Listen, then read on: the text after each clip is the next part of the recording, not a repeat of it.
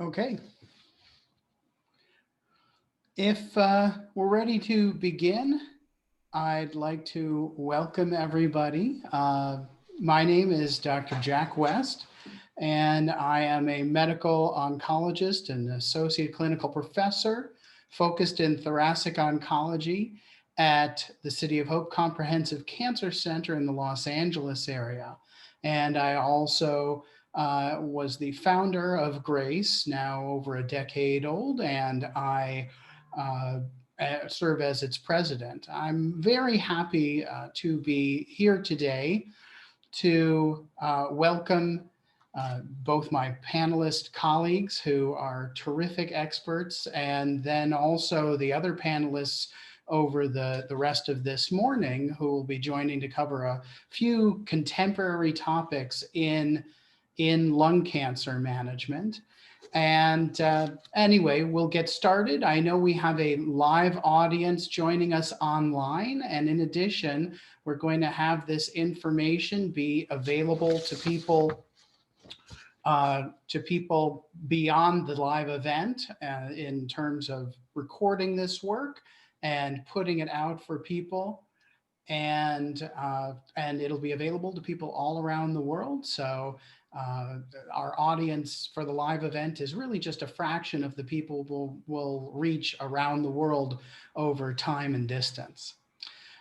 So I would like to just do a little orienting to say that we'll plan to have a 30-minute discussion for each of the three panels, and this will be followed by about 10 minutes of Q&A. There is a function at the bottom of your window that says Q&A, and you can click on that to enter questions that the moderators of the panel will be able to relay to discuss as a panel. I'll say that we very well might not have time to cover every question, but we'll cover everything we can, prioritizing the most generalizable and relevant questions. So with that, let me introduce my co-panelists, who I'm delighted to have. They're friends as well as colleagues. So it's always a nice way to spend our time, especially since we don't get to see each other in person anymore. But with that, let me introduce Dr. Jerusha Naidu, who is an assistant professor in medical oncology at the Sidney Kimmel Cancer Center of Johns Hopkins University in Baltimore, Maryland. She does all sorts of lung cancer aspects, but has a particular focus and expertise in immunotherapy and toxicities of immunotherapy. And it's really great to have you, Jerusha. Thanks, Jack. Looking forward to it. Excellent. And also Dr. Sandeep Patel, who is not far, although we don't bump into each other either, even though we're only down the road from each other. He is an associate professor of medical oncology, medical oncology, also focused in thoracic oncology. And he is at the Moores Cancer Center of University of California, San Diego. Sandeep, thanks so much for coming. Thanks for having me, Jack, and hi, Jerusha. Hope both y'all are doing well. Excellent. So let's get started, because we have a lot of interesting topics to cover that I don't think have clear black and white yes, no answers. And I think that's going to be the rich discussion. I've teed them up in the context of cases, but they're not going to be that much detail. It's really just to get a quick impression of, introduce a broad topic, and I'd really love to just get your perspective. The first is a patient who is 73 years old, generally healthy woman diagnosed with metastatic non-squamous non-small cell lung cancer. So the most common subtype of lung cancer, and she has metastases in her liver, some bone metastases that are not symptomatic. Her performance status is good, is in the 1 range by our typical scale. So some minor symptoms, but really is fit and no limitation in what she could potentially receive. She has a biopsy with pathology that shows no mutations or certainly nothing that would be actionable with a targeted therapy. The PDL1, tumor PDL1 expression is 0%. So that's just under a third of patients. And she, at this point, just has some modest cough and dyspnea. I'd be interested in what your go-to regimens would be for this common situation we see in the clinic of someone with a PDL1 negative tumor, non-squamous histology. And I should say we have a bunch of regimens potentially available that have data and even FDA approvals. Maybe I could start with you, Jerusha, and then Sandeep chime in. Great. Well, I think, as you mentioned, this is a common situation for us as thoracic oncologists. And in some ways, we have an embarrassment of riches in terms of the different trials that have been done for first-line non-small cell lung cancer in patients without driver mutations. But interestingly, I think a lot of the studies have looked at patients who had high PD-L1 expression or greater than 1%, and no studies have sort of specifically honed in on the PD-L1 0% or negative population, even though they may have included them. And we sort of have to extrapolate a little bit more in the context of which subsets of patients from these studies may benefit. So I think the first option that we have is the KEYNOTE-189 regimen, which would be platinum, pemetrexed, and pembrolizumab. And that's been our standard of care now, longer than a year. And generally, I think is a tolerable regimen. The 3 drugs given for 4 cycles, and then as per the trial, 35 cycles of maintenance with pemetrexed and pembrolizumab, so up to 2 years of therapy. Another sort of compelling option, which I think causes a lot of debate in the field, is the option of a chemotherapy sparing approach with either ipilimumab and nivolumab with the combination. And what was interesting about that trial is that it enrolled patients who had lung cancers that were both either PD-L1 positive, greater than 1%, or negative 0%.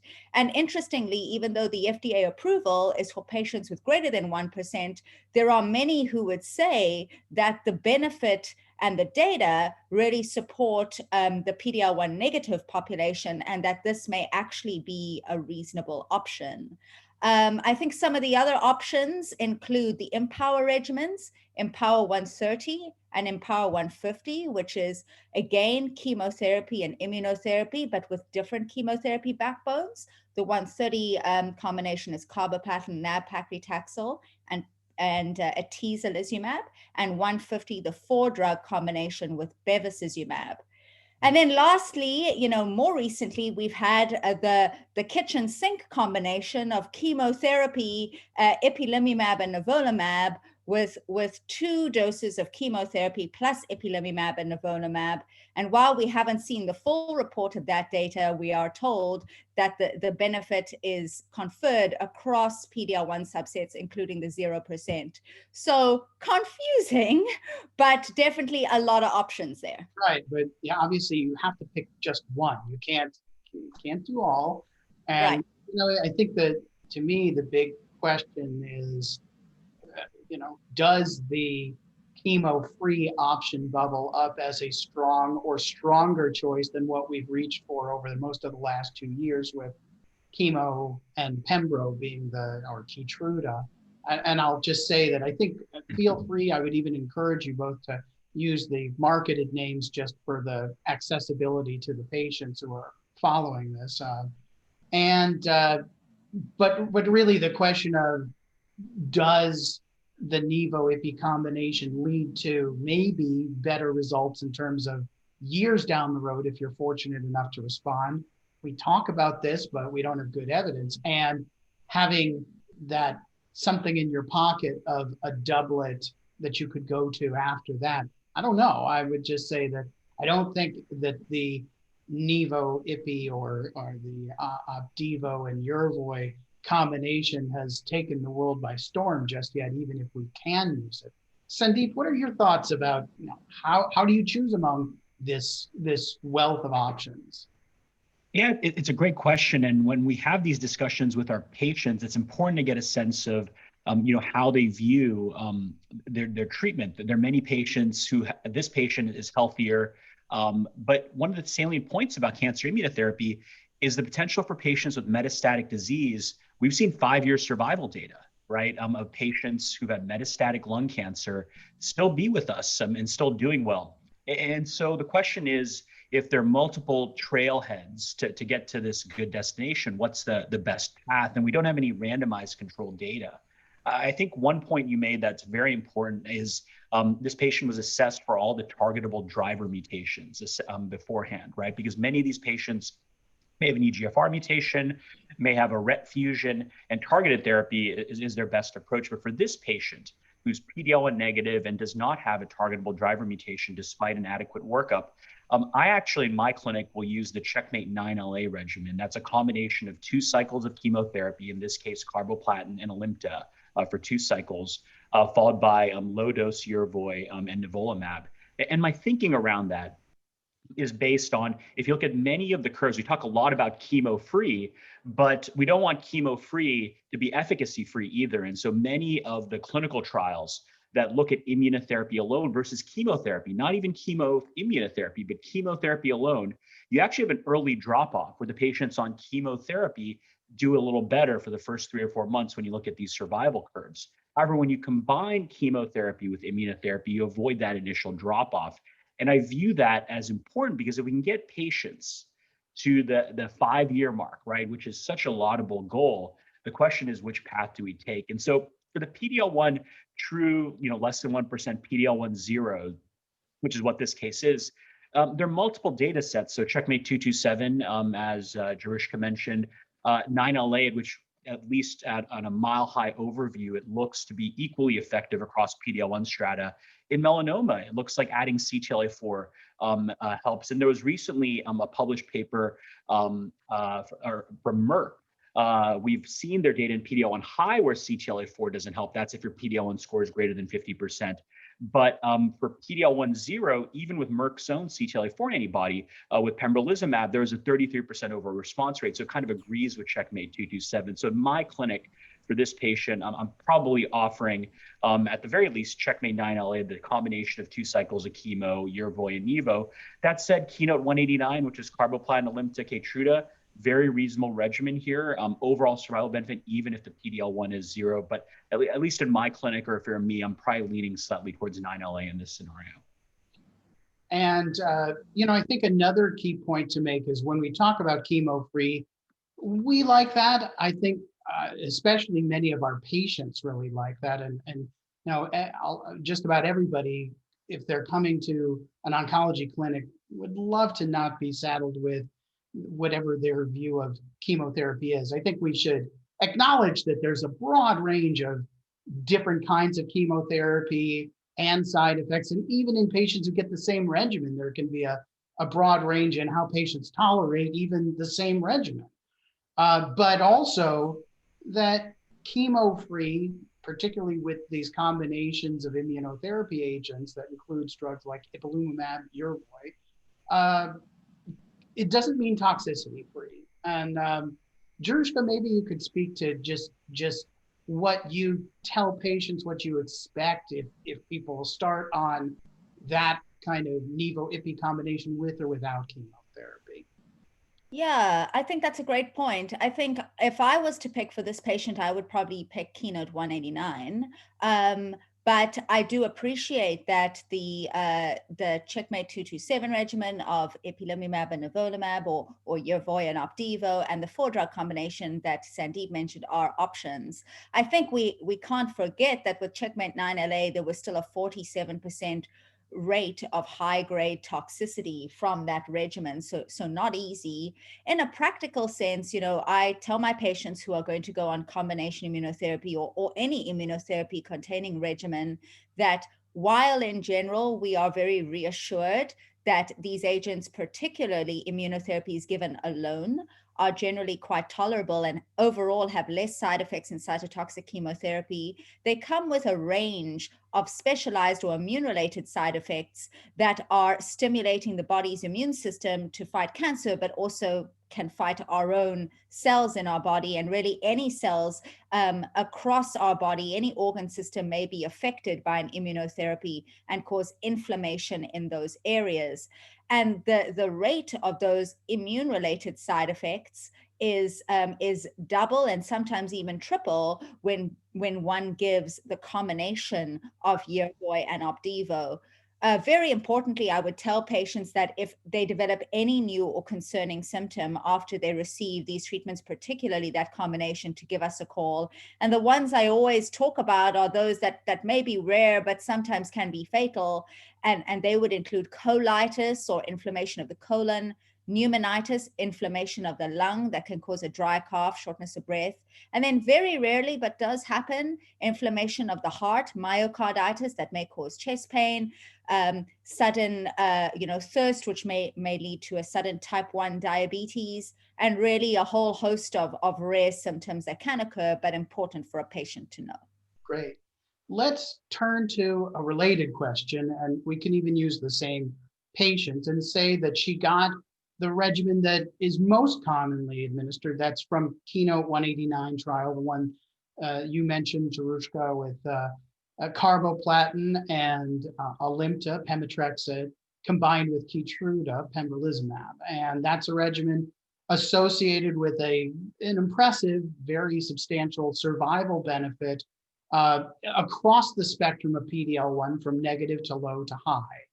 And after 4 cycles of chemotherapy, you drop the carboplatin, but the trial continued patients on both the Alimta and the Keytruda as long as patients were tolerating it well and were not demonstrating progression. Let's say that she develops increasing, not necessarily prohibitive, but just quality of life impairing fatigue over time. Anemia becomes problematic enough that it requires a transfusion or two along the way. And she just feels draggy, and it's been 14 months. It's important to note that the design and our practice of continuing these 2 drugs in the trial was for up to 2 years, and then you stop. But that's an empiric. That is, it's just what we did because we didn't have a better option and you had to pick something. And so there really is a lot of debate about what is the optimal time that people should continue on the chemotherapy component and the immunotherapy component. So if we could have you speak to both your concept of what you might do in this particular case of someone who's just getting more fatigued, could continue on it. Would you make any modifications in the dose or schedule or anything to either drug? And then I think we can turn to bigger questions of, is there an endpoint, and is 2 years what we should definitely go with? And Sandeep, can I start with you, and then we'll turn to Jerusha?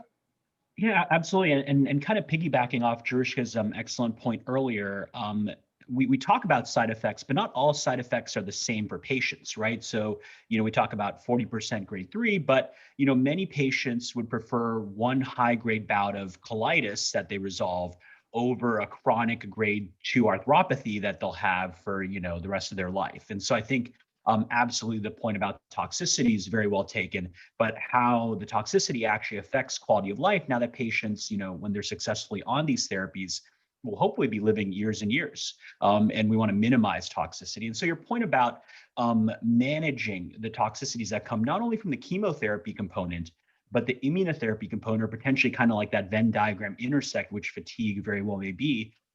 So fatigue is probably one of the hardest symptoms in cancer. It can come from the cancer itself.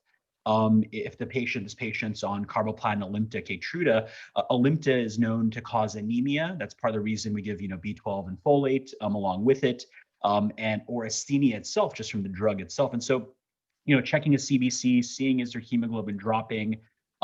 If it is, then you probably drop the Alimta, or I would drop the Alimta and continue the Keytruda. But you can also get endocrinopathies, or at least immune-mediated adverse events as the reason for fatigue. Thyroid is probably one of the most common, hypothyroidism is probably one of the most common immune-related adverse events we see with immune checkpoint inhibitors such as Keytruda. But also you could have more insidious toxicities, central hypophysitis, adrenal insufficiency. And so it's important to check for all of these.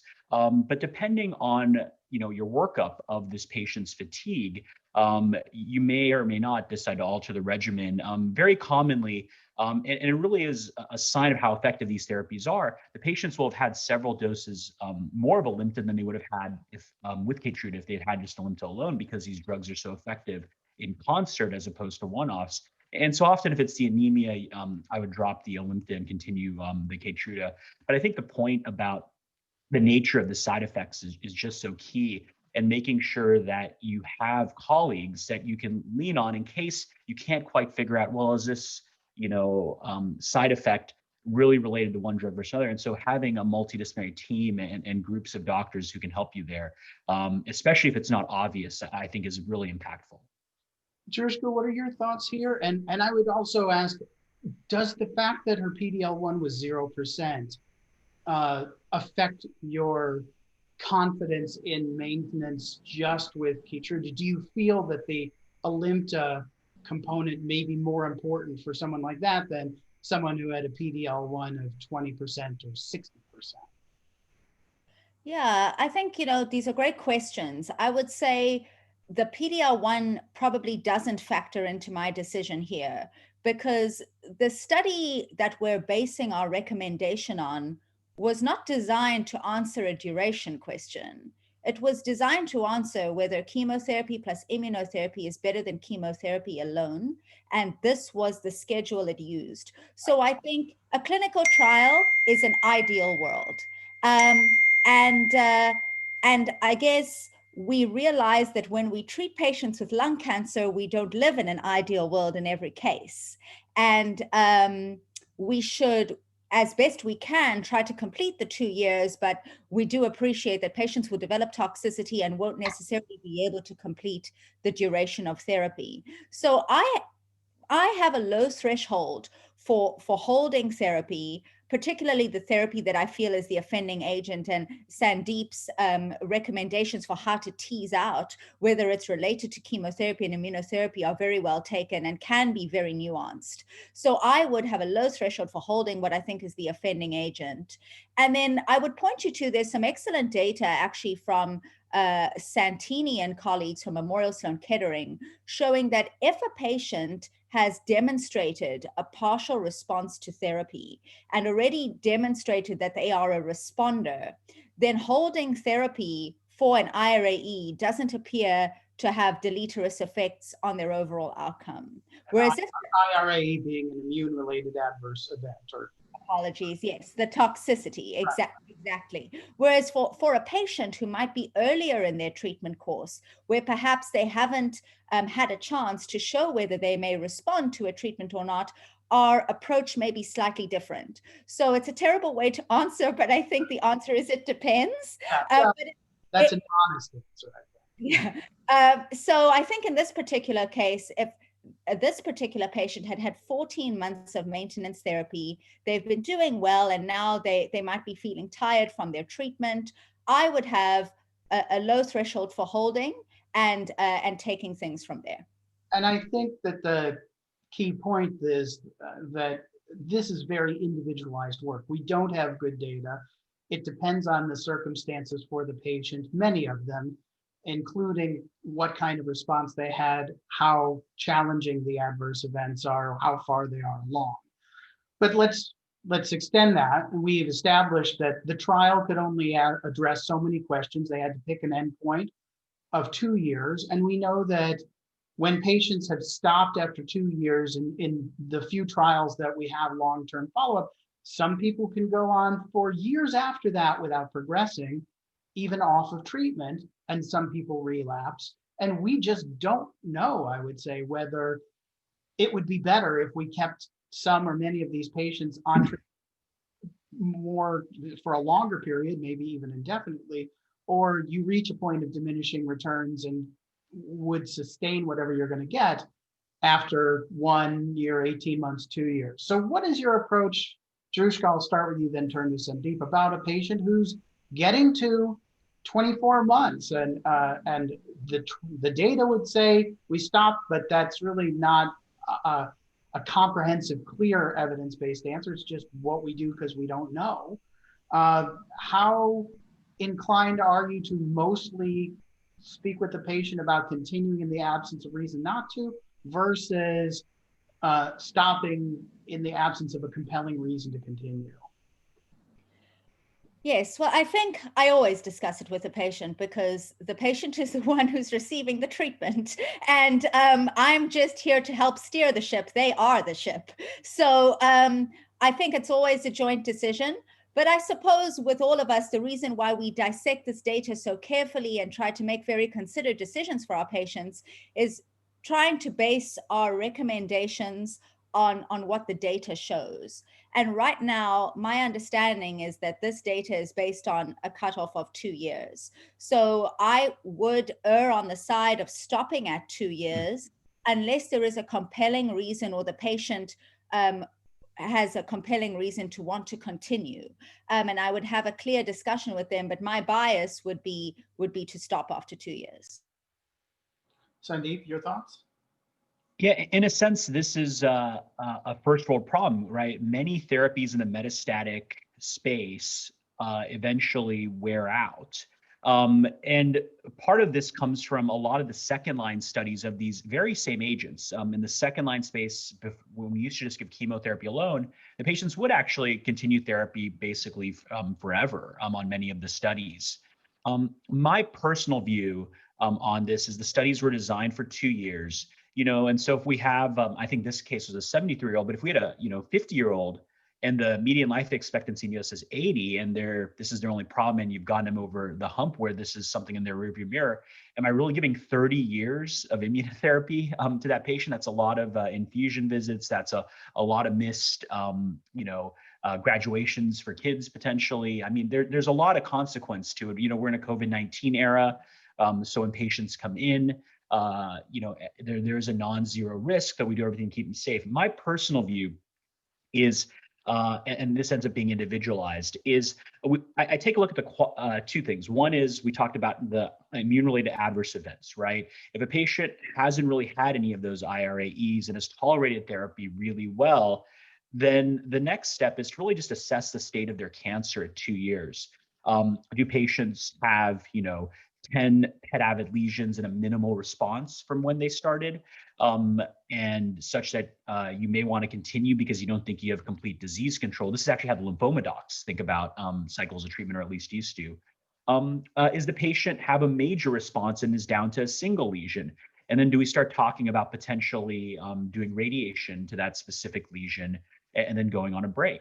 And so it's very personalized, but I think the two factors that determine the three factors that determine personalization, the most important, as Jerusha said, is of course the patient's thinking, but what helps the patient think through that with you, I think, is really thinking about their side effects and thinking about the state of their cancer relative to where they started. I just think broadly, it's going to be hard to paint everyone with the same brush in terms of duration. But I think the flip side is there is harm to just continuing forever, right? Just in terms of quality of life. A lot of the immune toxicity data we have is from these studies. We don't know if we give, 10, 15 years of this kind of therapy, if we start to get, new toxicities. We're starting to see a hint of some of that data from our colleagues who treat melanoma, because many of those patients had received the therapy or multiple lines of it. But I think it's a personalized decision, but I think the default answer should be 2 years for as many patients as possible, with some of those exceptions for patients who haven't had a nice response but are still doing well. And I know that from some of our conversations on Twitter, for instance, that one of the symptoms that I've seen in many of my patients that doesn't send people to the emergency room at 1 a.m. is a little increasing knee pain, shoulder pain, et cetera, the arthralgias that can be difficult to tease apart because they may be just gradually, insidiously getting worse in people who may have other reasons just with advancing age to have arthralgias. It's not rare. But I know that, Sandeep, that you are somebody who weighs that into the mix. I mean, we are talking about these may not be completely disabling, but they certainly diminish your quality of life and can be very chronic issues. And I think that that's one of those insidious and not necessarily the kind of side effect that keeps us worried, up at night, but really can affect people's quality of life if you can do just as well without having to overtreat patients. So I think that's really the struggle. Let's turn to a different question. Another patient, 55-year-old man, minimal smoking history, who has an EGFR mutation positive lung cancer. And I should say that in this setting, patients with a driver mutation, we prioritize the driver really regardless of the PD-L1 status. And importantly, in patients, even if they have PD-L1 of 80%, that would kind of reflexively get us to think, oh, we should reach for immunotherapy. That doesn't mean the same thing in someone with an EGFR mutation or ALK rearrangement. It can be a real fake out. This patient has a PD-L1 of 6%, so low but positive. He ends up on Tagrisso, osimertinib, very appropriate therapy, and has a good response, but it doesn't last forever. We know that. And he has multifocal progression with several new liver lesions and a new adrenal metastasis. So it's time to make a change. What do you change to in this setting of someone who, let's say, has exhausted their targeted therapies and it's time to transition to chemo, immunotherapy, or both in someone with a cancer with a driver mutation? Jerusha, can I start with you here and then get Sandeep? Sure. So I think, as you mentioned, we know that in patients with EGFR mutant lung cancer, they do respond to a Alimta-containing chemotherapy regimen. So I think a very reasonable option is to give platinum and Alimta or pemetrexed as a chemotherapy-only option. Another regimen, which I mentioned earlier in the earlier case, was the 4-drug combination of platinum doublet chemotherapy with another immunotherapy called atezolizumab and a drug which is designed to reduce cancers by affecting the blood supply to cancers called bevacizumab or Avastin, and that's the Empower 150 regimen. So that trial was really interesting because it did actually allow patients with EGFR or ALK rearranged lung cancers that had received prior targeted therapies. And there seemed to be an initial signal of potential benefit in the subset of patients, even though later in a subgroup analysis, it didn't appear that this was very statistically robust, but still exciting or a potential option. And I think for the patient in question, another factor which has come out from that trial and some others with those combinations is that patients with spread of their cancer to the liver appear to benefit from this combination. So I think that is an option in this particular case. Sandeep, what's your approach for it? I mean, I know you, like me in Southern California, have a lot of patients with EGFR mutations, and a lot must eventually be progressing to other therapies. And we are aware of the data from Empower 150 with that 4-drug regimen, but it's not definitive, and we certainly, many of us are quibbling with whether that is that valid or that unique, because it's almost a question that hasn't been answered and addressed in other settings, because patients with driver mutations have generally been excluded from these immunotherapy or chemoimmunotherapy trials. So, how do you put a lot of faith in Empower 150, that 4-drug regimen, or do you think of something else? Yeah, it's a great question. I think just take a slight step back in terms of why I pick what I do. Your point about PD-L1 being a red herring in driver mutation lung cancer is so spot on, right? The real drug for these immunotherapies are T cells, right, that are within the patient's body, and the PD-L1 is kind of like the shadow for it. And if you give, for example, the targeted therapy first, you can go to immunotherapy safely because the targeted therapy washes out. You don't get some of these high-grade toxicities like immune pneumonitis. But if you accidentally give immunotherapy first and then go to targeted therapy, if you get drugs like Tagrisso, you have a heightened risk of pneumonitis, which can be fatal. If you give drugs like crizotinib, others, you get liver toxicity. So the order of your therapy matters. And the reason that that's such an important point to how I'm answering the question is it really relates to the patient's CNS status. Drugs like Tagrisso are really very potent at controlling CNS disease. Sorry? Nervous system.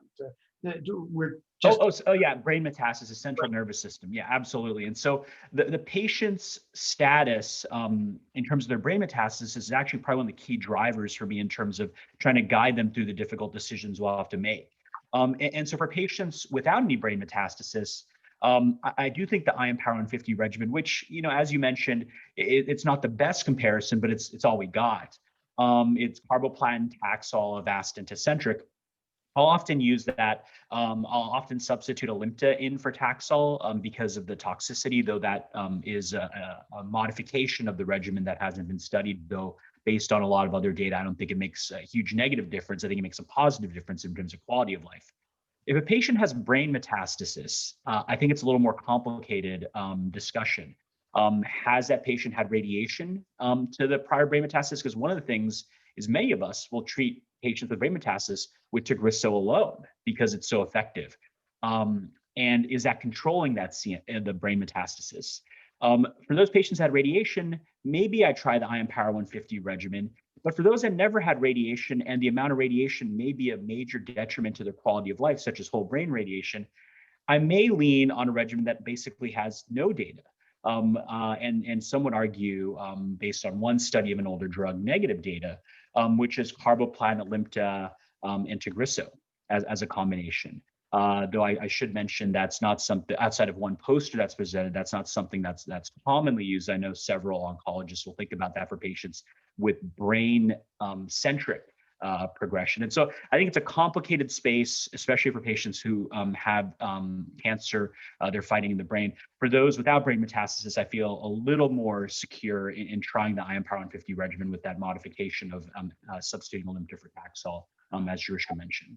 I should say that we are hoping to get more data in the next year or two. There are some studies. One is Keynote 789, it's called, that we hopefully will be talking about, that is essentially the same study as Keynote 189, that is chemo versus chemo with pembrolizumab, Keytruda, but in patients who have already been on and progressed on EGFR inhibitor therapy as they have driver mutation positive. I definitely agree with you, Sandeep, about the importance of controlling the brain, and that we really, many of us think about and sometimes will continue Tagrisso even in the face of some progression and add chemotherapy to that. We don't have good data, but we struggle with needing to control disease that can progress in the brain and limit survival. And so we just do the best we can. But it's important for us to also highlight that you didn't include immunotherapy in that mix. And that was by design, because we definitely have concerns about side effect risk being alarming and very risky in terms of pneumonitis, inflammation in the lungs developing, certainly with concurrent Tagrisso and various immunotherapies, maybe as well with other EGFR inhibitors. So we'd be very cautious about that. And as you alluded, that we wouldn't even want to have started immunotherapy and then switch quickly to an EGFR inhibitor, because that immunotherapy is still in your system for months after that, and is essentially like a concurrent combination if you've still got it on board. Let's turn to some questions. One from the audience. We have, what do you see as the role or the value of targeting CTLA-4, which is the target of ipilimumab or Yervoy, and there's another agent there have been various other ones. Tremelimumab is also one. hasn't been as clear, to say the least. I mean, we've gotten some positive results, but some have been seemingly adding more toxicity than benefit. Jerusha, what do you see as do you think on balance, this is more positive than negative? Do you think there's a major difference between which agent, or, why don't we have a clear answer here? Because I know that you and your institution have been studying these combinations in a lot of settings alongside single agent or combinations with chemo. I think we are missing a biomarker here. I think that there is clearly a subset of patients that benefit from adding CTLA-4. We just don't know who they are.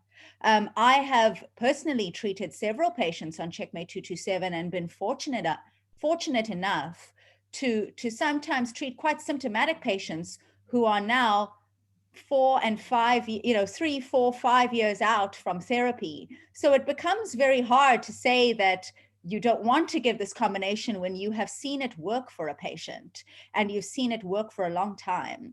But what's clear to me is I can't pick out exactly what defines, the secret sauce that this patient had. And that's why I think further work needs to be done, but I wouldn't throw the baby out with the bathwater here. I think there is definitely a subset of patients that do benefit. We just need to do more work in understanding who they are.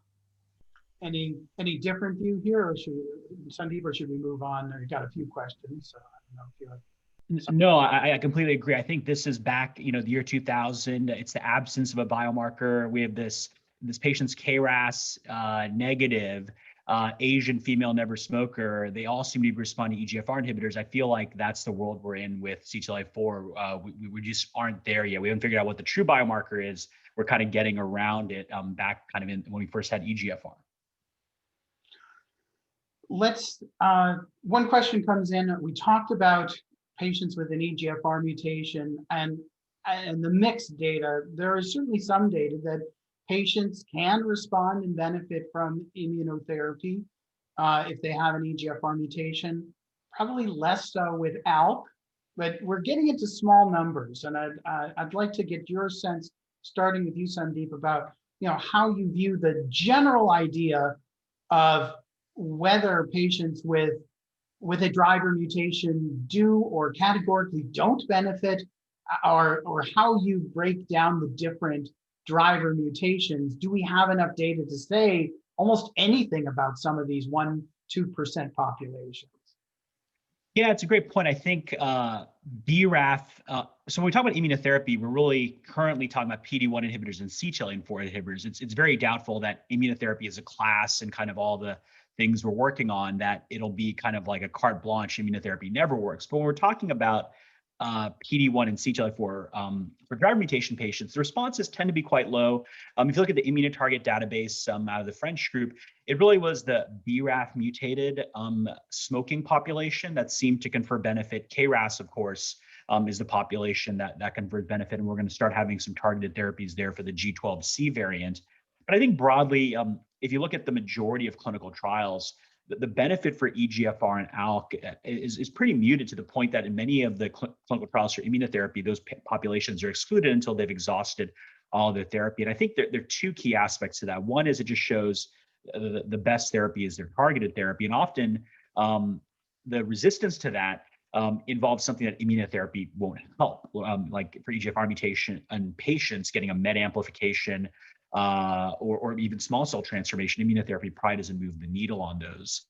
But the flip side is, I think in the future, we'll start to see some combinations of greater benefit. But I think at least currently, and the other big point is it's a one-way trip for many patients in terms of getting off that TKI, right? Because once you introduce immunotherapy, if you want to go back to, let's say, Tagrisso, your risk of pneumonitis, which can be potentially fatal, can be as high as 30-40%. And there's no real safe washout because, as you mentioned, Jack, the immune system is still there.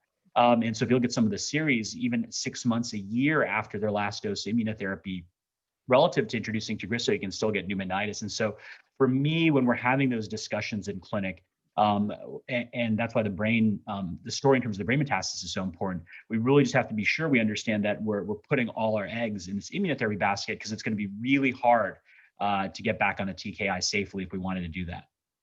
We only have time for one more question. I'd like to ask about, we have a relatively recent approval in the last year, I believe, for a different schedule for giving Keytruda of every 6 weeks. That's certainly pandemic friendly and patient friendly, but it's not as well studied. But let's say you have a patient who's 81, and I would say that we don't hesitate to treat patients almost regardless of age if they're fit. And we have many patients who are in their 80s and have been able to tolerate plenty of things. This patient has a performance status of 2, comorbidities. It's not all cancer related, but potentially treatable and has a high PD-L1. Would you consider, I would be inclined to favor immunotherapy alone, Keytruda, as my preferred go-to with high PD-L1. But would you start with every 6 weeks, or Jerusha, would you start at every 3 weeks as kind of dipping your foot in the water before? Do you think there's reason to be more concerned about starting at the higher dose, because you're talking about higher dose, less frequent, you can't modify it for weeks at a time, or do you do 3 weeks and then gradually shift to 6? What would your approach be here?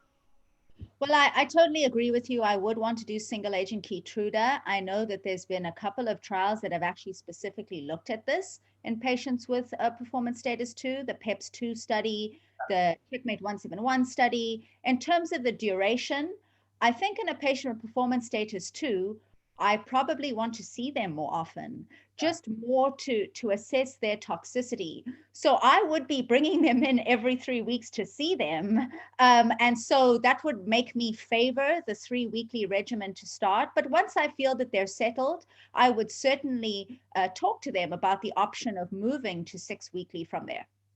And Sandeep, your thoughts here? I've been favoring every 6 weeks. With many of the PD-1, PD-L1 inhibitors, they've gone through a life cycle where they're initially Q2 weeks and Q3 weeks and Q6 weeks. Opdivo went from Q2, has Q3 dosing, Q4 dosing. Imfinzi, initially Q2, now every 4 weeks.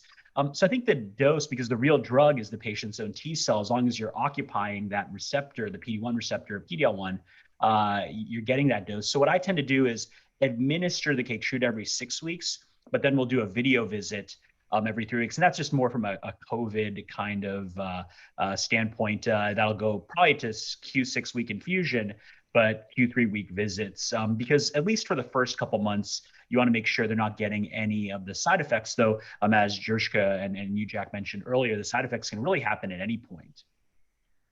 I want to thank you both, Dr. Sandeep Patel from UCSD, Dr. Jerusha Naidu, experts in the field who are really moving our understanding forward and are great with patients.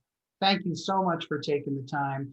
I'm sorry if we didn't get to your question just with the time we had, but we'll close this panel. We'll start up in just a few minutes with the next panel on small cell. Thank you both. Thank you, Jack. Thanks Jack. Thanks, Jerusha.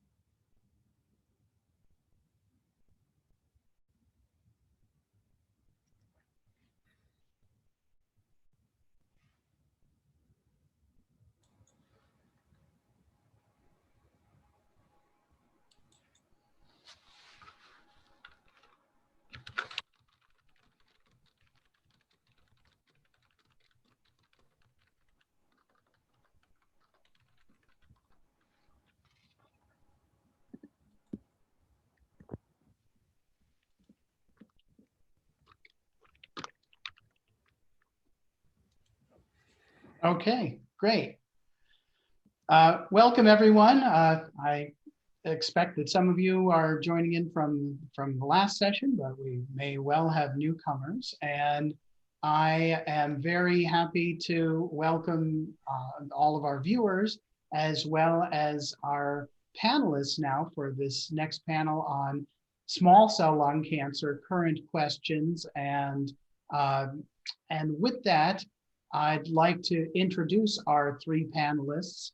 This discussion will be led by Dr. Stephen Liu, who is Associate Professor of Medicine and Director of Thoracic and also Director of Developmental Therapeutics at the Georgetown Lombardi Comprehensive Cancer Center in Washington, D.C. Hi, Stephen. Morning, Jack. We'll also have Dr. Kristen Higgins, who is Associate Professor in the Department of Radiation Oncology at the Winship Cancer Institute at Emory University in Atlanta. Hi, Kristen. Hello, I'm happy to be here today. Happy to have this be multidisciplinary with your input. We don't do enough of that, but it's a nice development, and it really shows how multidisciplinary even small cell has become, which is a good thing. And we also have Dr. Christine Hahn, who is an Associate Professor of Oncology, focused in lung cancer, medical oncologist at the Sidney Kimmel Cancer Center in Johns Hopkins in Baltimore. Hi, Christine. Hi, Jack. Thanks for having me. Yeah, and I should say, Dr. Hahn is also a particular expert focused in small cell lung cancer, although all of our panelists do a lot on that. So with that, I'm going to drop off. I'll hand it over to Stephen, and we'll have a lot of good discussion. Thanks, guys. Thank you. Thanks, Jack. I think it's nice to start off with just some basics. And so maybe I can talk about the current standards of care. This is a disease that's been pretty stagnant in terms of our treatment for many decades, but fortunately there have been some changes. There's a little nuance here. And so Christine, maybe I'll start with you. Can you talk us through the standard of care for someone who's diagnosed treatment naive with small cell lung cancer, and we'll say advanced stage or extensive stage? Yeah, thanks for that question, because I think it's really good to set a baseline, the stage for how we think about patients. For patients with advanced or extensive stage small cell lung cancer, we're talking about patients who have disease that has traveled beyond the chest that can't be effectively treated with local therapy upfront.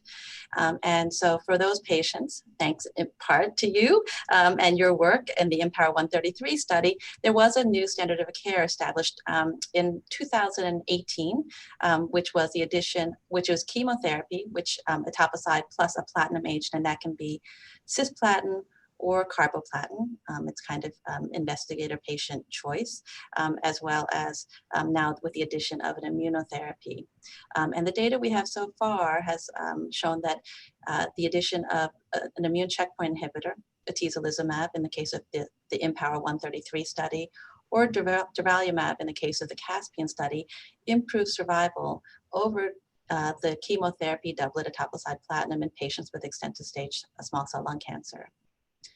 To get into specifics, the way that the treatment is given to patients, it's given intravenously once every 3 weeks, and patients receive both the chemotherapy and immunotherapy for 4 cycles, and then after that move on to immunotherapy maintenance. And these were landmark studies in that the standard of care, etoposide platinum, had really been established back in 1985, and there had been no changes to first-line treatment for patients with therapy-naive extensive stage small cell till then. So Christine, we have studies showing a survival benefit with atezolizumab and with durvalumab. Can you walk us through any differences between those two approaches, or are those pretty interchangeable in your eyes? In our practice, they're pretty interchangeable. There were some nuances or slight differences in the study design, which actually gave us a little more flexibility. So Empower 133 did not permit patients with untreated brain metastases. And we know that some patients with brain metastases that are asymptomatic might be those that we would want to go ahead and start to treat with systemic therapy up front. So the Caspian study did allow patients to enroll with asymptomatic brain metastases. In addition, the Caspian study, the control arm allowed for up to 6 cycles chemotherapy. And so, I think we're getting additional information that there's some flexibility in at least the patient selection and the way that we can use the chemotherapy arm. And what about pembrolizumab? We heard just from the last session from Drs. Patel and Dr. Naidu about pembrolizumab and non-small cell. Any role here in the frontline setting for small cell? Not under FDA approval, but there was the Keynote 604 study, which was similar in design to the Empower 133 and Caspian studies, in that this was designed for patients with chemotherapy or therapy naive extensive stage small cell, and patients either received etoposide platinum or etoposide platinum with pembrolizumab. And what we could see from the survival curves is there was definitely an improvement in survival. The study did not meet its own pre-specified statistical endpoint, and so it was considered a negative study. But when we look at the curves, what's very nice is that we see that the responses and the addition of a PD-1 or PD-L1 inhibitor to etoposide platinum really results in consistent improvement or benefit. And I think we can probably say the same for nivolumab based on the EA5161 study, which was a much smaller phase 2 study. But in each case, we see trends and or statistically significant improvements in survival when checkpoint inhibitor blocking PD-1 or PD-L1 is added to chemotherapy. So we have activity with multiple agents. The approved regimens would be atezolizumab or Tecentriq, durvalumab or Imfinzi. Are there patients that you would see in your practice with advanced small cell lung cancer who would not be candidates to receive immunotherapy? We think that the specific contraindications or absolute contraindications to receive immunotherapy are pretty limited, and the same applies for different tumor types in which immunotherapy is used. So patients who have, autoimmune disorders that are considered life-threatening or require significant immunosuppression upfront are patients that might be at risk for the autoimmune toxicities of the addition of atezolizumab or any immune checkpoint inhibitor. And so in that case, the benefit of may not be balanced with the added risk. And so if we have patients that we have questions about, those who might have a history of something like myasthenia gravis or a neurologic autoimmune disorder, we'll often consult our neurology colleagues to get their sense of whether the risk outweighs potential benefit. So I see some parallels with non-small cell, which we've just heard about, chemotherapy with immunotherapy really being our new standard of care for advanced extensive stage small cell lung cancer. Some of our patients present earlier with limited stage small cell lung cancer. Kristen, maybe I'll turn to you. Can you tell us about how many of your patients will have limited stage, and how is your approach different? Yeah, so I think it's very important to distinguish the stage of disease at the outset if you're a patient. Certainly the vast majority of our patients have extensive stage small cell lung cancer at diagnosis, but if the disease has not traveled outside of the lung or the lymph nodes, your disease is limited stage and it's curable with the combination of radiation and chemotherapy. And the way that we do that is that we deliver platinum etoposide chemotherapy with radiation to the thorax. The radiation is typically given one of two ways. It can be given every day, Monday through Friday, for 6 or 6.5 weeks. It can also be given twice a day, and it's shortened for 3 weeks. And sometimes those schedules can be appealing to patients if they're traveling to a center that's out of state, or if they just, they feel like it's really burdensome to come in every day. You can get the radiation done faster. There have been studies comparing the two different regimens of radiation, and they look to be about the same in terms of the survival of our patients. There's a hint that the twice daily radiation might be a smidge better, but I think generally speaking, they're both considered to be effective in the oncology community, and it really is sort of patient specific. In terms of side effects from the daily radiation that we give, a lot of patients will feel tired. They'll also develop some inflammation of the esophagus, and that's called esophagitis. That's one of the major side effects of radiation when it's given with chemotherapy for limited stage small cell lung cancer. But it's certainly manageable. We can control the esophagitis with medications. We extremely rarely need to put in any feeding tubes. We really don't do that anymore. It's just not needed. The patients can get through this treatment and carry on with their lives. I even have some young patients that are able to continue to work from home during their curative treatment for their limited stage small cell lung cancer. Importantly, we do have trials that are evaluating new paradigms of care for limited stage small cell. So right now, I would tell you we cure about 25 to 30% of these patients, and we want to do better than that. We have to do better than that, and that's what we're really striving towards. So we are right now studying the addition of immunotherapy to radiation and chemo, and giving all of those treatments together.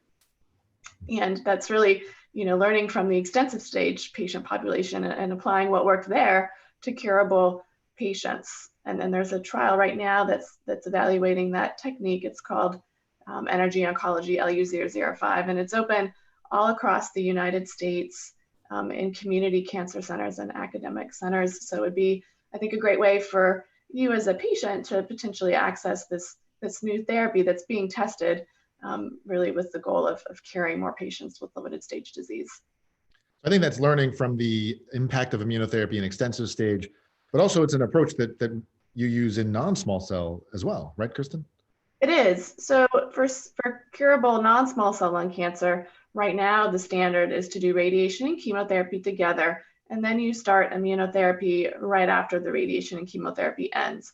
So certainly we have an experience using these combinations, and that combination was found to be very effective for stage 3 non-small cell lung cancer. In fact, it's one of the most pivotal trials for stage 3 non-small cell lung cancer in the last decade. And it's been very impactful, and we really hope to have that same impact in small cell, because as Dr. Liu had mentioned, we really haven't moved the needle as much as we want to for our small cell lung cancer patients. Yeah, I think that's a great study, really the combination of immunotherapy and radiation there. Now, when you're giving radiation for limited stage, you talked us through some of the side effects. You're also giving chemotherapy at the same time. Can you tell us about the timing of that? Do both of them start right away, or do you fold in the radiation a little later? Yeah, so there's a couple of ways you can do it. You can give both starting at the same time. Many times, just from a logistical standpoint, a patient may be diagnosed in the hospital and they may get one cycle of chemotherapy first, but it's important to start the radiation with the second cycle, if at all possible. So either with the first cycle or with the second cycle, and then the radiation continues on as the patients get their chemotherapy every 3 weeks. So it really does require a team effort. I think this is, a good example of a multidisciplinary team really coming together. Christine, which chemotherapy drugs are you using here? Yeah, so in the limited stage setting, we still favor cisplatin and etoposide. For patients who specifically have risks or contraindications to cisplatin, we will use carboplatin. And there's been data in the extensive stage or advanced setting that carboplatin and cisplatin in small cell lung cancer are interchangeable, but that's a slightly different patient population. But cisplatin's tough to give. It requires a lot of hydration. It's a long infusion day, and there are definitely toxicities that we worry about, effects on the kidney, nerves, hearing. And so we try to use cisplatin judiciously. What I'm personally hoping is that if we start seeing data that immune checkpoint inhibitor therapy with or after chemo radiation is effective and improves survival, that we might be able to relax a little bit on staying with cisplatin versus carboplatin. I think, at least as a treatment, a group here, I think we felt a little bit of relief knowing that multiple regimens, chemotherapy regimens, were used in the Pacific study, and patients seemed to benefit. So we're hoping that immunotherapy afterwards can help sort of even the playing field in terms of the need for certain types of chemotherapy. That's a good point. Now, Kristen walked us through some of the side effects of radiation, some things that sound a little scary, but also very confident we can get patients through that. Can you talk us a little bit about chemo or maybe chemo immunotherapy? Is that a well-tolerated regimen? How sick are your patients? Do they feel worse with treatment, or do they feel better? So in small cell lung cancer, probably slightly different than other solid tumors, is often patients will feel better after they start therapy. Small cell lung cancer can grow pretty quickly and cause direct effects in terms of breathing because of mass effects in the lungs, or just general systemic effects, just feeling fatigue and other things. And small cell lung cancer tends to be so quickly responsive to chemotherapy and radiation that we find that after the first cycle, a lot of our patients actually feel a little better. Now, they have the classic side effects of chemotherapy, which could be some tiredness, depending on which chemotherapy backbone we're using. And we will see changes in blood counts, certainly anemia and low white blood cell counts. And those are things that I think we really know or have had enough experience in the clinic to mitigate risk from. And so, but we try to be prepared, watch blood counts carefully, and really check in with patients during the course of it. In terms of additive side effects from immunotherapy, I think that atezolizumab and durvalumab are actually really well tolerated. So we haven't seen specific side effects that have really changed our ability to use them. But we do have a rare patient that does have a significant autoimmune toxicity, and we've seen those. But I don't think that that's a surprise in the context of the fact that we are using active agents that engage the immune system. So that's, I think, a nice summary of our front line, what to do right away. Kristen, can you talk us a little about an increasingly controversial type of treatment, prophylactic cranial irradiation, or PCI? Can you tell us what that is, and should we be doing that? Yeah, so prophylactic cranial radiation is a technique that was developed to address the issue of small cell lung cancer spreading to the brain at very high rates. We know that patients with small cell lung cancer, anywhere from 60 to 70% of patients will develop brain metastasis at some point during their disease course. And investigators started using PCI several decades ago, and there were trials that showed that it did improve the survival of our limited stage small cell lung cancer population. It was then tested in extensive stage patients in Europe, and it did improve survival, but there's a caveat. And that caveat is that it was done in the absence of using any of the advanced imaging techniques for the brain that we commonly use now, which is mainly MRI. So, you know, if you do an MRI frequently for somebody that has extensive stage small cell, do you need to do the PCI? Is it just going to cause added toxicities? And that's really the question. And there was a large trial in Japan that sought to answer that exact question. And what they found was that if you did MRI of the brain every 3 months, there was no difference in survival with that approach relative to giving PCI. So now in the United States, we really don't do much PCI for patients that have extensive stage small cell. One thing I think that is really important is that these patients are getting surveillance brain MRIs so that if a metastasis is found, it can be addressed quickly and we don't lose anything. If a patient with small cell lung cancer does develop brain metastasis, we typically would use radiation. The standard right now is something called whole brain radiation that's given for 10 treatments over about 2 weeks. We've actually recently looked at whether or not patients that get atezolizumab, does it impact the development of brain metastasis? And then we found that it did actually delay the development of brain metastasis.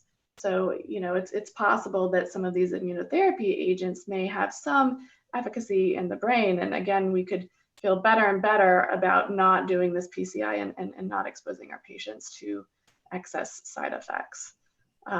In terms of limited stage small cell lung cancer, PCI is still standard because we haven't done those trials in that patient population yet, but there is a trial right now called the Maverick trial that's open for limited stage small cell lung cancer patients, and it's testing that surveillance with MRI concept in lieu of PCI.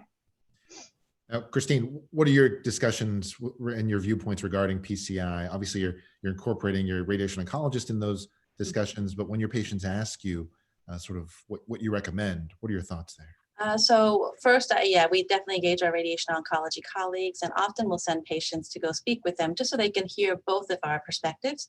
But like Kristen said, based on the data that emerged from the extensive stage small cell literature, especially the second trial through the Japanese Clinical Oncology Group, that that if we are able to surveil patients closely with MRIs, on a routine basis every 3 months or so, then we feel comfortable to not offer PCI in the extensive stage setting after initial response and watch and then treat only those patients who actually develop brain metastases. In the limited stage setting, I think it really depends on the patient. Most often we will offer PCI for the established survival benefit that, is the question being addressed directly with Maverick now. But patients who have baseline cognitive issues or other reasons that we think that they're going to have significant side effects from getting whole brain radiation, who don't currently have brain metastases, it's a really deep conversation and personalized. We ask them what their personal goals are and sort of what would be really impactful for them in terms of quality of life. Now, we talked a lot about limited stage radiation there. Kristen, is there any role for radiation in extensive stage small cell lung cancer? Yes. So one of the things that Christine had mentioned was that with chemotherapy and small cell lung cancer, the disease responds really quickly, but it also tends to come back, especially in the area where it was originally found, in the lung and in the lymph nodes in the lung. So our colleagues in Europe actually did a trial and they asked the question, if you give radiation to the chest after chemo, does it make our extensive stage lung cancer patients live longer? And it did. And that was exciting, but there was another trial done in the United States that showed that it wasn't really clear that it improved survival. So radiation to the initial sites of disease was not really that widely adopted in the United States. Some centers did it, some centers did not. So it was a little bit inconsistent. But I will say that now that we have a new standard of care for extensive stage small cell with the chemo immunotherapy, I think people are starting to get more excited about giving thoracic radiation after chemo immunotherapy, because we see this synergy between radiation and immunotherapy in non-small cell lung cancer and other types of cancer, and also in laboratory studies. So right now, we've recently developed a large trial in the United States that's going to test that exact idea, where patients will get radiation to the chest and also to other metastatic sites after their chemoimmunotherapy, continuing on with the maintenance immunotherapy as well. And that trial is called NRG-LU007 and actually just activated. It's getting sort of open at centers across the United States, and it would be available for patients to enter into, I think, very shortly. I think that's an important study. Outside of that trial, Christine, is your practice to recommend consolidated thoracic radiation, and if so, in whom? Depends on the case. Almost exclusively, if I make a recommendation, it'll be almost exclusively in patients who have residual intrathoracic disease. I think the data from the CREST trial was probably the strongest in that group of patients. And I think it makes sense because the site of residual disease in the chest might be the first place that's going to be symptomatic. We will often have them talk to radiation oncology to discuss the use of thoracic radiation if they have significant intrathoracic disease at the end of the first 4 cycles of chemoimmunotherapy. Now, we heard from Jack and Sandeep and Jerusha a lot about molecular testing, really getting to the subsets in non-small cell lung cancer. It's made a huge difference. Can we apply the same paradigm in small cell? Is there a role for molecular testing, for next-gen sequencing? What do you do in your practice, Christine? Well, we are always interested to understand the genomics of patients with small cell lung cancer, but there is not a way to use that information clinically right now. So outside of a clinical trial or outside of potential research projects at our institution, we don't routinely test for genetic changes. Gotcha.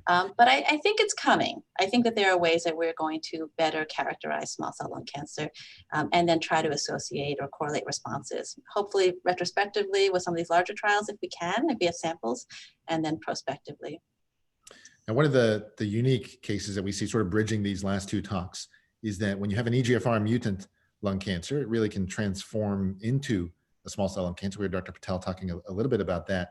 Christine, is that biologically a little different when someone is receiving an EGFR targeted agent a great response, it stops working, and we do a biopsy, we find small cell lung cancer. Is that kind of like a de novo upfront small cell lung cancer, or how do we treat those? Yeah, so we do. We don't, there aren't, there isn't a lot of data on these patients, but our standard is to treat them as a de novo small cell lung cancer patient and using an etoposide platinum backbone as a therapy. And we see a lot in especially sort of metastatic cases, when we think about palliation, symptom control. Small cell lung cancer is a fairly radiosensitive disease. Would you agree with that, Kristen? Absolutely. We tend to see brisk responses with radiation, and they happen quite rapidly, faster, in fact, than non-small cell lung cancer. And so there could be a role for palliative radiation. That's something that's often offered?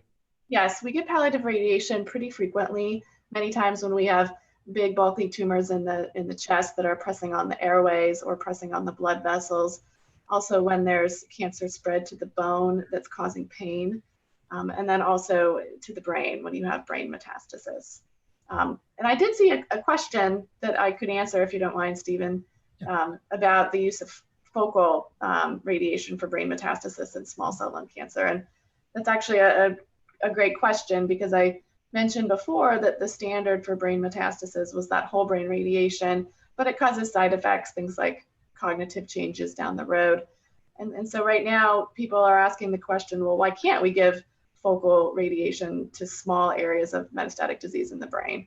And there have been some retrospective studies that show that perhaps there is not any difference in survival if you do give that focused radiation. And so we're looking at that more carefully. There is a large trial that's been designed to test that question. So I do think we'll see that more frequently in the future. Now, the brain is a reservoir site. It's an area of concern. You mentioned monitoring with MRI. How frequently should we be doing an MRI? I think every 3 months. If you have extensive stage small cell and you're not getting an MRI regularly, please ask your physician to get those scheduled for you. Christine, you agree? 3 months? Mm-hmm. Yes. Now, we hope that with, for advanced extensive stage small cell lung cancer, we talked about chemotherapy with immunotherapy, and we're hoping that our patients are in that long-term survival group, but unfortunately we know not everyone is. For patients that relapse or that progress after chemo immunotherapy, can you talk about treatment options afterwards? Christine, what's your preference? Yeah, so it depends. Sometimes it depends on the timing, but there has been a recent approval of an agent, lurbinectedin, which is a transcriptional inhibitor that has had really good response rates in relapsed small cell lung cancer, and on the order of 35% in all patients in a phase 2 study. And based on that, it received FDA approval in second-line setting. Similar to the first-line setting, we had only like one regimen that was available, FDA approved for relapsed small cell lung cancer, that was topotecan, but I think a lot of practitioners did not favor this because of both toxicities and that the response rates weren't actually that great. For lurbinectedin, that's something that's being employed more often. And it brings up an interesting scenario. Traditionally, if patients had a long duration of response to their initial etoposide platinum induction chemotherapy, say 6 months or longer, it was common practice to offer reinduction with that same chemotherapy. It probably had the highest response rates, but recently at ESMO, updated data on lurbinectedin was presented where in patients who had a long chemotherapy-free interval, meaning at least 3 months or 6 months, there were quite high response rates and clinical benefit. So the response rates were greater than 50% in those patients to lurbinectedin. I think that we still have a lot to learn about this agent. There are some toxicities that we're just sort of starting to see in our clinic, including suppression of blood counts and fatigue. So we're sort of as for our institution, we're in our early days of watching patients on this therapy. But that would be kind of a go-to second line, and then we always encourage clinical trial. I think that we saw the headline, at least for the Atlantis trial that compared lurbinectedin to CAV, did not improve survival, but a lot of trouble interpreting those results. The lower dose of lurbinectedin, combination with doxorubicin. So hard to know exactly how to interpret that and how that changes our practice. I agree, lurbinectedin is a very active drug, but you mentioned clinical trials. Are there trials people should be looking for? Are there drugs that you're particularly excited about? Or if not in general, how sort of aggressive should patients be in looking for trials in small cell lung cancer? I think if patients are feeling well, there are more and more trials available either through our cooperative groups or at individual institutions. I think if someone is relatively fit and active, and then I think it's worth looking into a clinical trial. I think we know more and more about some of these active agents, and a lot more of our trials incorporate tissue-based or correlative studies that really help us learn a lot about this cancer. So, for the opportunity to be exposed to new investigational agents that might have very specific responses, as well as to increase our overall knowledge of this cancer. I think that clinical trials are critically important. I will just make a comment about what you said about overall survival. Overall survival has never been the metric for approval in the relapse setting. Unfortunately, we're just not there yet. And so I think none of the studies or none of the approvals have really been based on survival or even progression-free survival. It's really the hope that response rates will in turn lead to better progression-free survival or overall survival. So I guess I'm saying that I wasn't surprised that there wasn't survival benefit. Now, I think in a disease as lethal as small cell lung cancer, always looking to improve outcomes is important. It's, trials all the more meaningful. Kristen, do you think we underutilize the trials that are available? Should patients speak out, or should they wait to really see if their doctor brings it up? I think as a patient, you have to be your own advocate, and at every step of the way, anytime there's a change in the status of your cancer, that's the opportunity for you to really press your care team about what clinical trials would be available to you. Many times, doctors are busy and they may just not think that you would be wanting to do a clinical trial, and it may just not be something that was top of mind. So I urge patients to really press the issue, especially at those critical times in your cancer journey when you have a new problem or a change in the status of your cancer. I couldn't agree more. We have a few questions in the Q&A. I'll encourage the audience to type any questions you have for any of our panelists. One question was just sort of a yes or no for both of you. Is stage 1 to 3, is limited stage small cell lung cancer a curable disease? Yeah, it absolutely is. Yes. And the corollary of that question, what's the longest time that you've seen someone survive with a diagnosis of small cell? I mean, I have limited stage patients who are alive after 5 years that have been treated on trials, and even patients that were randomized to the standard of care arm that are cancer free right now. So yeah, it does happen, absolutely. Yeah, I would say the same. There are some patients who met their 5-year mark of surveillance and then discharged themselves from clinic. And so that was really encouraging to see. Even in the statistics for extensive stage small cell, there are a percentage of patients that do survive beyond 5 years. We'll probably understand more about this over time. There are probably different patterns of metastases and behavior that will understand better why those might be correlated with longer survival. But even in our extensive stage population, we do have these patients that survive long.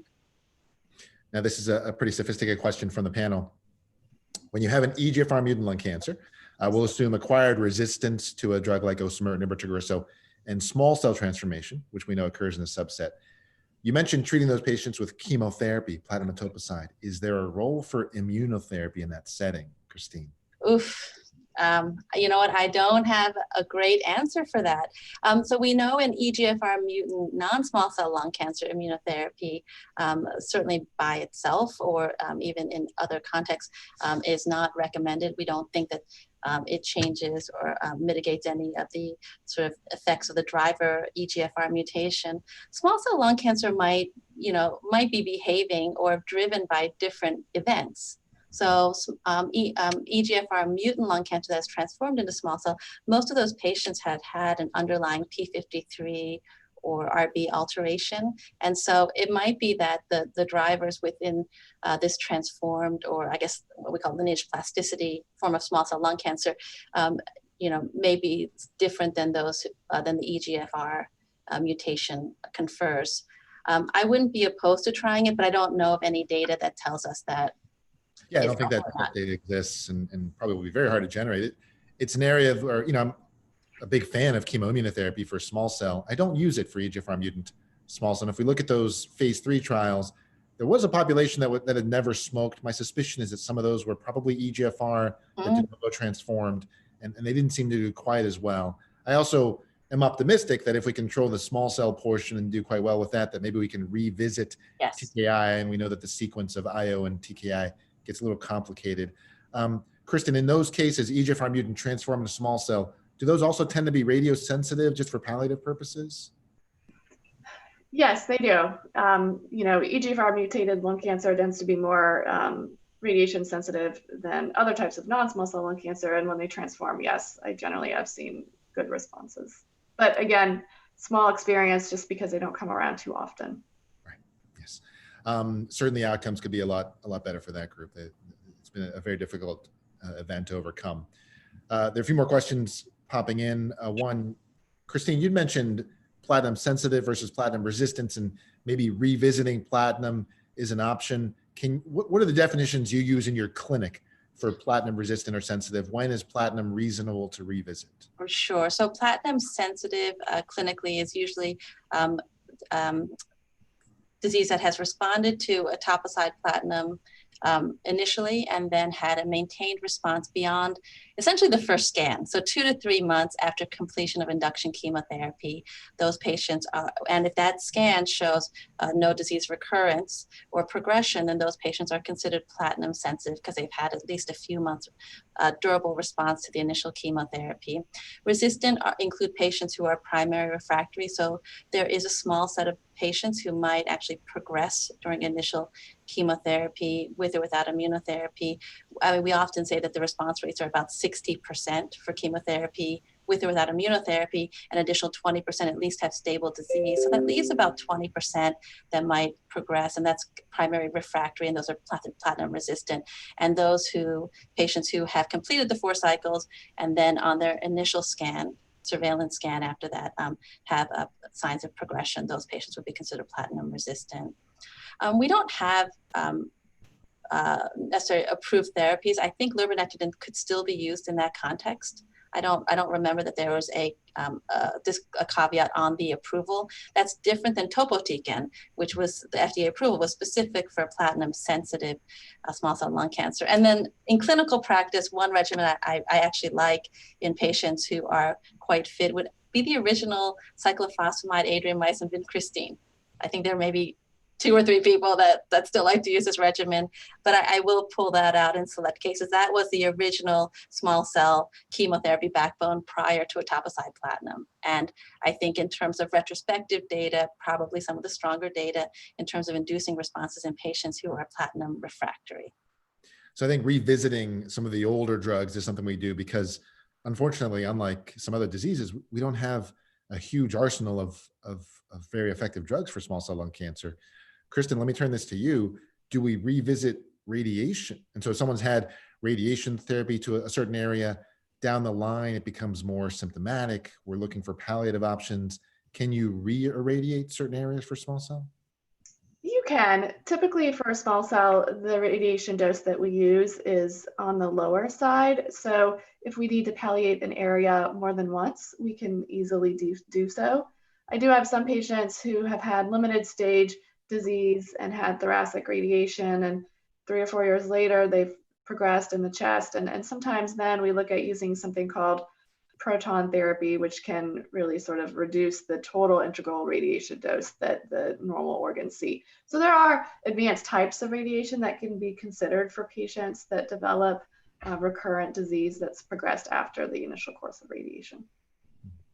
Another question in the Q&A, I'll turn this to you, Christine. Are you seeing long-term survivors with maintenance immunotherapy after chemo immunotherapy?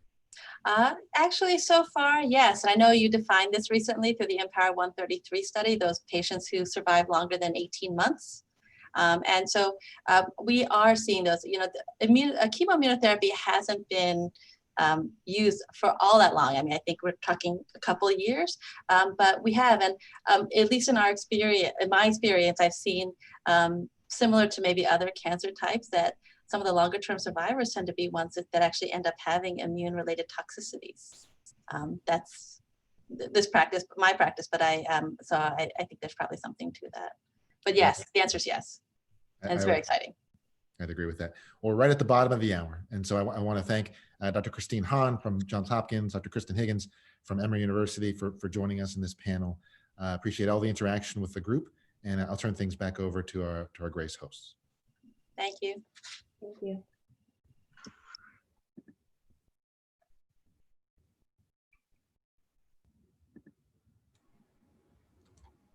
Thank you.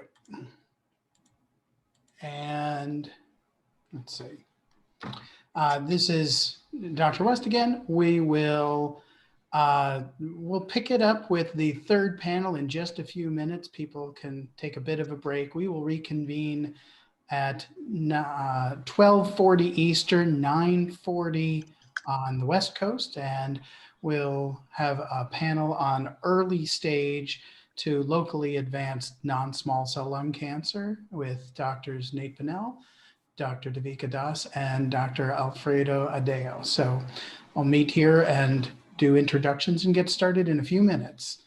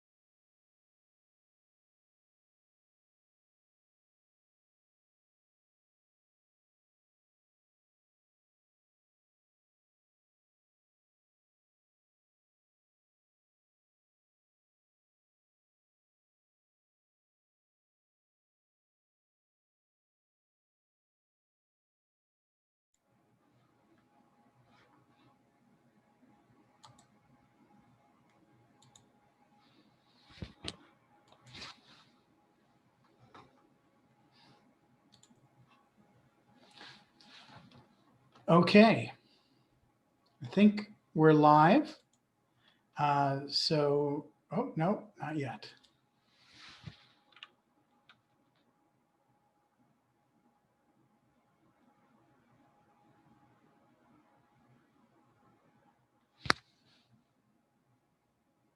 Okay, hi folks. Again, I'm Dr. Jack West, a medical oncologist focused in thoracic oncology. I'm an associate clinical professor at the City of Hope Comprehensive Cancer Center in the Los Angeles area. I'm also the founder of Grace and currently serve as its president. And I'm very happy to welcome folks back or welcome folks who are just joining for the first time to our third panel in our OncTalk program. Today, this is a series of very timely questions that we're covering in various aspects of lung cancer management. And our panel has excellent people from around the world who are not only moving the field forward, but are great communicators with our patient and caregiver population who is largely watching this live and who will also be getting this information. We'll be making it available to people on videos over time. But let me introduce for this panel on early stage and locally advanced non-small cell lung cancer, kind of current questions. The session will be led by Dr. Nate Pennell, who is a professor of hematology and medical oncology and leads the thoracic malignancy program, the lung cancer director at Taussig Cancer Center of the Cleveland Clinic in Cleveland, Ohio. We also have Dr. Alfredo Adeo, who is a senior oncologist and researcher at the Geneva University Hospitals, or also known as HUG, in Geneva, Switzerland. And Dr. Devika Das, who is a clinical assistant professor in hematology and medical oncology and associate scientist in experimental therapeutics at the O'Neill Comprehensive Cancer Center, also assistant professor of clinical medicine at University of Alabama in Birmingham. So a broad range of clinical experiences and settings here. And with this, I'll turn it over to Dr. Pennell. And if people follow on social media, you may know that we don't always agree on everything, especially some of the topics that will be brought up in this session, such as postoperative Tagrisso, osimertinib, and the ADORA trial. But I'm going to have Dr. Pennell have the last word on this here. So he'll control this. I'll encourage our faculty here to feel free to use the marketed names, not because we're marketing, but because we just want it to be as accessible as possible to our patient audience. And with that, I'll hand it over to Dr. Pennell for the case or the discussion of the topics, and encourage people during or at the end of the session to type your questions into the QA portion so that the panelists can cover their questions as time allows before we wrap up. So thank you all for joining. Thanks very much, Jack. I have no idea what you're talking about. I agree with everything you say all the time. We don't have any disagreements. And don't go on Twitter and listen to anything that we have to say.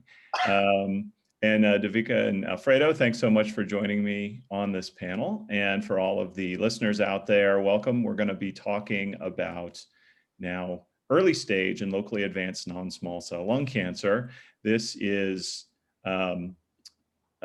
I think incredibly timely and important. So, over the last 5 or 6 years, we've had tremendous advances, really over the last decade, tremendous advances in targeted treatments for non-small cell lung cancer. We've had advances in immunotherapy for non-small cell lung cancer. We do extensive biomarker analysis on our patients before we treat them. Almost no one just gets chemotherapy anymore for our primary treatment for non-small cell lung cancer. And then when we would see someone with early stage lung cancer or locally advanced lung cancer, we'd go, yep, chemotherapy or chemotherapy and radiation. And the treatments honestly hadn't changed in decades. And in the last year, to 3 years, I would say this has actually changed quite a bit. Some of these changes are already standard of care. Some of these changes are very much on the cutting edge, where we've got evidence from perhaps phase 2 trials or early results from phase 3 trials that are potentially able to influence our treatment, but it's still debatable about what should and shouldn't be done in these patients. So I'm hoping for a good discussion today about this. So I thought I might open up by discussing a potential case, and then we could walk through how you guys would approach this. And as topics arise, we can talk about the data. So I would say, let's start with a fit, healthy patient who comes in and has a, let's say, a 2 or 3 centimeter lung adenocarcinoma, gets all the workup they should get in terms of determining their operability, goes to surgery, and at the time of surgery, as part of a thorough lymphadenectomy afterwards, is found to have a positive N2 mediastinal node, so ipsilateral mediastinal node, thus making this patient a stage 3A, but fully resected, fully recovered, and now coming to see you in your clinic. And we'll, for the time being, just say that's all we've got. So why don't we start with Alfredo? How would you initially lead a discussion for what kind of treatment you would want to do for this patient afterwards? Yeah, thank you. First of all, let me just thank Jack and the organizer for inviting me. It's a pleasure. So thank you for the question about the case, which is an interesting one. So if it's a fit guy, what I would normally do in my practice is clearly consider some adjuvant chemotherapy treatment. We know that platinum-based chemotherapy treatment, and if I can, I would push to give cisplatin instead of carboplatin. And again, normal practice in Geneva, but I think my clinic would be to consider therapy. I think we might debate about radiotherapy before probably the LUNG-RT trial results presented at the ESMO. We could have probably before we would have talked about radiotherapy post surgical as an adjuvant treatment, but now we've seen the data, and therefore I don't think it's something I would consider, given the fact that there's no improvement in overall survival. So in a case like this one, assuming everything has been done correctly, MRI performed of the brain, so we sure it's a stage 3A, I would probably push to give for cycle of adjuvant chemotherapy treatment. And if I can, I would probably push for cisplatin instead of, let's say, carboplatin, which might be an option in certain cases. And I think that that's absolutely standard everywhere in the world. For a stage 3 patient, there's unequivocal evidence for improved survival on average for people with 4 cycles of platinum doublet chemotherapy, preferably cisplatin. But you mentioned the postoperative radiation, which is kind of where I wanted to go, at least initially with this. We did have a trial that I hadn't even heard of until it was presented, the LUNG-ART trial. We had retrospective data of from old adjuvant trials and from retrospective databases suggesting that postoperative radiotherapy for N2 positive resected patients might have improved survival. But this trial actually showed that there didn't appear to be a difference. And Devika, what did you think of that? Has this impacted how you treat resected N2 positive patients?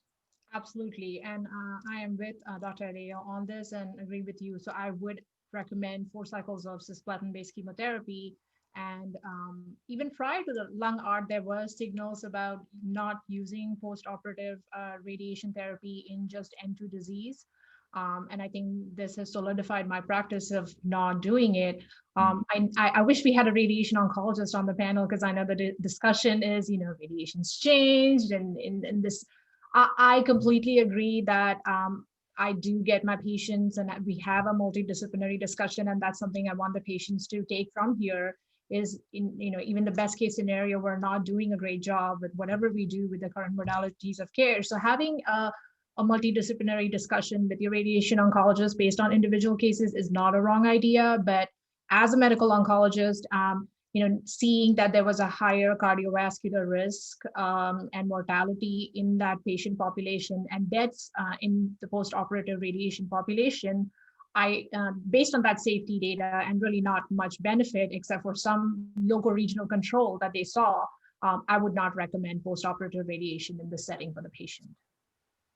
Yeah, I think it's really interesting. This is one of the examples of how a negative trial really can impact care very quickly. And this is certainly initiated a lot of discussions at our institution. We were an institution that routinely did give postoperative radiotherapy for N2 resected patients, and we've really started to question that, but definitely had a face-to-face discussion with the radiation oncologist and have the patients meet and discuss the pluses and minuses for that. So adjuvant chemotherapy, I'm sorry, go ahead. If I may jump in. No, I would just say, if I might jump in, likely my center was participating in the trial in the Lung-RT. And one of the difficulty we faced was that radio-oncologists were very keen to treat all the patient, rather than considering the trial necessarily. So, and this is one of the reasons why it took so long for the trial to complete accrual. Because as you said, many centers were using, radiotherapy already as a standard practice. So it was pretty much a tough choice, but it's good that the trial, it took years, but it's good that now we have a definite answer that it might improve local control and overall survival. So we can spare it. It's such a common thing that many of the practices that we do, I don't know if patients realize that so many of the practices that we do really don't have strong level 1 evidence from phase 3 trials behind them. Oftentimes it's something that we've just done for years and years because we had some evidence that it helped. And then once it's become standard of care, it's actually hard to do a trial without doing it to prove how beneficial it is. So I really applaud the investigators for doing this important trial. Now, so adjuvant chemo, yes. Adjuvant radiation, probably not. And then most of the time, that's pretty much all we need other than surveillance. But we live in 2020, and we have now available to us the potential to do things like biomarker testing, which is not always necessarily guideline driven or standard of care yet. So Devika, are you guys routinely doing any biomarker testing, things like mutation testing, NGS, or PD-L1 testing for your earlier stage patients? So I will say we have started doing it, but again, this is to enroll patients into clinical trials, which if I can say enough to the panel and to the people watching this is, we have to move the needle, and the right answer for all of the questions, and I'm already saying that, is if there is a clinical trial available, that is the answer. And for that specific scenario, we're doing mutation testing because we are seeing the use of targeted therapy earlier and earlier in early stages. And also some decision making about using immunotherapy in the early stage diseases might be affected by your mutational panel. So again, for a routine community oncologist where a lot of other factors have to be considered, I don't think very early stages you want to do that till there is something available that will change your management. But definitely if you're being considered for a clinical trial, that's recommended. Alfredo, what do you think? Yeah, no, in my center, it's slightly different. Historically, for the last 3 years, we've been doing, we'll be starting doing like a reflect test. They got tested for NGS. Now, the problem we're facing is that, as you are, of course, alluded to, things are evolving in a positive way. Therefore, the panel is getting bigger and bigger, which is generating a bit of a problem. So what's easy to do EGFR and perhaps KRAS, and now that we're going to do, RET and all these things on a stage 1, it's debatable and it's putting a lot of pressure on the molecular pathology center. So to cut a long answer short, we are doing it routinely because historically we've been doing it. We are rethinking whether we should perhaps stop doing it for stage 1, as it was already mentioned, and maybe focus on stage 2 or 3, even if we don't have at the moment necessarily a treatment available, but with the idea to, save time if there's any relapse in the future. This is more or less the reason why we've been doing it. And Nate, if I'm not mistaken, I think you presented some data from your work is like, instead of doing single gene testing over time, it might be more cost effective in some situations to do an NGS upfront, but really the question remains, what all do you test for? Are we still missing something? But I think more and more we might be getting there. I think this is very relevant. We don't necessarily want to spend too much time on this during this panel, but it's highly relevant. And the reason is that we now have some evolving data. So historically, we didn't care that much about mutation testing and even, PD-L1 testing for early stage patients because the standard of care was just chemotherapy and possibly radiation. Some people would test in case patients relapsed and they'd have that biomarker data, but you could always just test it when they recurred and then have that data available then. Very much like Alfredo, we reflexively test all non-squamous patients at all stages. And that's a little bit of a historical thing, because when I first started at the Cleveland Clinic, we had an adjuvant trial called the SELECT trial that was open, and we had to start screening people for EGFR. So we just instituted reflex testing, and it never really stopped. And now we actually have a early positive phase 3 trial of treatment for a subset of EGFR mutant lung cancer patients after surgery. And so I think it's now very relevant to start asking about, should we be testing early stage patients? So let's move the case forward and just say that this was at my institution or at Alfredo's institution where they routinely do this. And it turns out that this patient, resected stage 3A patient, now has an EGFR mutation, exon 19 deletion mutation. And so you're having your conversation now about adjuvant chemotherapy. Has the recent presentation of the phase 3 ADAURA trial, which of course was our phase 3 study of adjuvant Tagrisso, osimertinib, for 3 years versus placebo, that was presented at ASCO, would this, let's say just theoretically that it's available to you at least to do that, has this impacted your discussion so far? Devika, why don't we start with you on this? It is definitely a part of my discussion. And I'll also say a lot of my practice is in an underserved area with patients with a lot of financial difficulties, comorbid conditions. A lot of them are veterans. So that's the premise.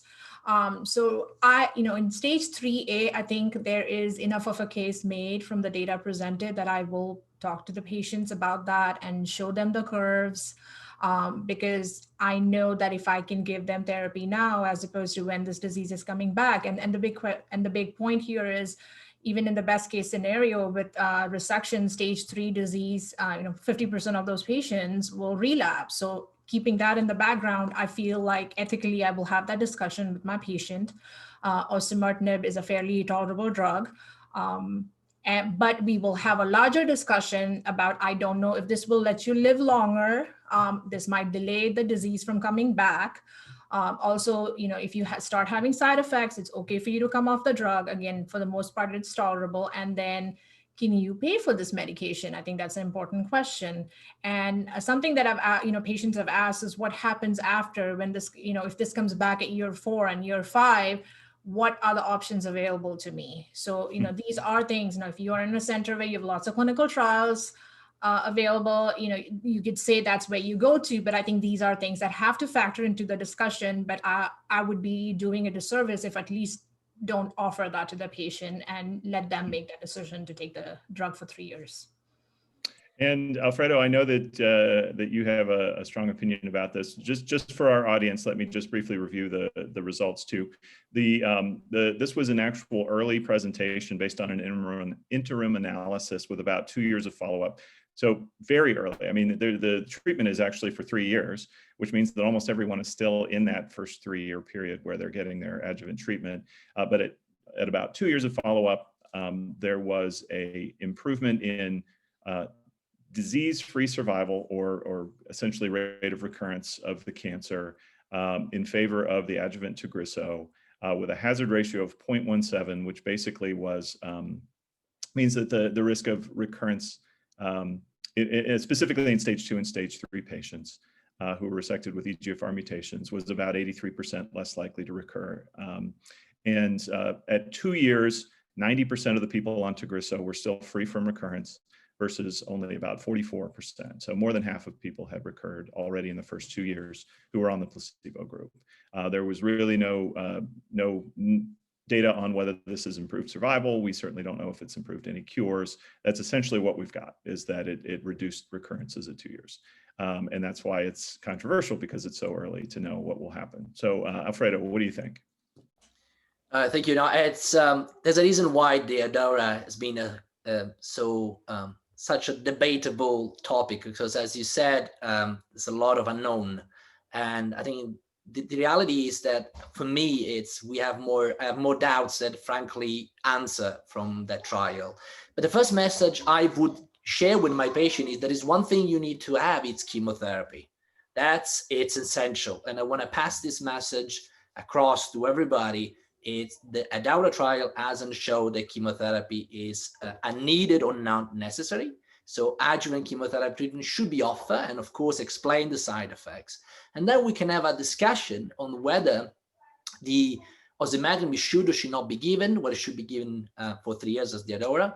And again, I don't have it available in Switzerland yet. I don't think it will take too long, frankly. I will certainly talk to the patient and I will explain my doubts. And I will say, I don't know whether the patient is going to live longer or shorter, frankly, at the moment. It's unlikely, but I don't know. I can only say that the chance to recur, if of course, a lot lower. But certainly the message is, yeah, talk with the patient, explain the importance of adjuvant chemotherapy treatment, which remains gold standard. Probably will have to go up later on, but I think it's definitely going to be a trial. Yeah, it's actually fun to have these discussions. This is something I've been doing research on for a while, and so I will freely admit to the audience that this is something that I thought makes sense as an approach, and I'm glad that we finally are starting to get some good data and not just single-arm studies anymore. It's pretty clear that it definitely reduces recurrences, at least up to the point while you remain on the drug. Be very interesting to see what happens after the 3 years when people stop taking it, because that in the previous trials is when we started seeing an increased rate of recurrence. So ultimately, I think we're going to need to wait at least 5 years from the beginning of the trial before we really know whether we're truly curing people or prolonging survival. As of right now, it's not approved and available, although I will say that I am already having these discussions with patients and have had patients who've had it approved to go on. And the hope is that by the time 3 years comes along, that we will have more evidence about what the data will be at that time. So Vika, you mentioned for a stage 3A patient that you thought it was reasonable to have this discussion. How about for stage 1B? So there actually were stage 1B patients on this trial. That was not part of the primary endpoint. It was a secondary endpoint to include stage 1B patients. They did also have a statistically significantly improved disease-free survival compared to placebo, although it was smaller because the risk of recurrence is much smaller. And so that makes sense that that would be the case. What do you think? I still have the discussion with them, but I really like showing the curves to my patients, the ones who are interested. Some of them come hearing a lot about ADAURA, and I see that, this is stage 3, how separate they are, and this is stage 1, which is like barely separating there. And so my enthusiasm of them taking the drug right now is not high at all. And I'm very honest when I have that discussion. If this were me with stage 1 disease, would I take it? I don't know, but the likelihood is lower than higher of me taking a medicine for 3 years that gives me diarrhea and rash if it's going to affect my quality of life. So again, having that data would have been important, that it didn't affect patients' quality of life taking it for 3 years. But again, something that I would discuss with the patient. I feel like since there is so much information out there, the patients have to hear about this from their physician. And I think we should have these honest conversations with them. And I also wanted to absolutely second Alfredo's point that this is not a test of EGFR treatment, Tagrisso versus chemotherapy. Patients were recommended to get chemotherapy on the trial, and most of the stage 2 and stage 3 patients did get it.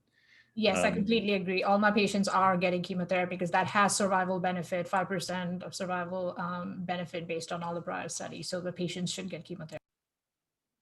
So given that we are only have half an hour for this and we wanted to also cover locally advanced, I wanted to back up for a second. I'm sure we'll get a chance to talk more about ADAURA in the Q&A session. Back up and let's say now, instead of having found this patient after surgery to be N2 positive, let's say during a mediastinoscopy or an endobronchial ultrasound, you identify that they have positive N2 disease pre-op. Now you're seeing a patient, and let's say in this case, does not have an EGFR mutation. So what would you consider to be the standard treatment for a fit, healthy N2 positive patient today? Alfredo, why don't you start? Yeah, let's say historically in Switzerland, just to give a bit of context, the surgeons are quite aggressive. Even for stage 3, there are lots of trials done here with the SKK. The SKK is the Switzerland Research Thoracic Group, basically, and where they published several type of neoadjuvant treatment followed by surgery. And so there are two options in my clinic at the moment. One is a trial for what we consider if the patient is deemed technically operable, even when an N2, it would be a neoadjuvant treatment. It would be with chemo, radiotherapy, and immunotherapy in a trial, and then surgery. Or if the patient declined the trial or for whatever reason is not eligible for the trial, it would be neoadjuvant chemotherapy treatment followed by surgery, and would be cisplatin taxotere probably. Devika, how are you approaching your operable stage 3A patients? So operable stage 3A and with a single station N2. Again, number one is clinical trial, and I hope we'll cover some of that in a little bit, but off clinical trial, I would recommend neoadjuvant chemotherapy in that patient and then try to take them to surgery. But I really feel the answer is clinical trial here. Yeah, I think so too. Honestly, this is a field where I think we are behind where the treatment is right now. I mean, we're very close. We're starting to see some reports of phase 2 trials that are being published of neoadjuvant immunotherapy as a single agent, and then perhaps even more promising chemotherapy plus immunotherapy as neoadjuvant chemotherapy. We still need to see randomized data in that setting, but some of these trials are showing really promising, at least surrogate biomarkers, things like major pathologic response or complete pathologic response.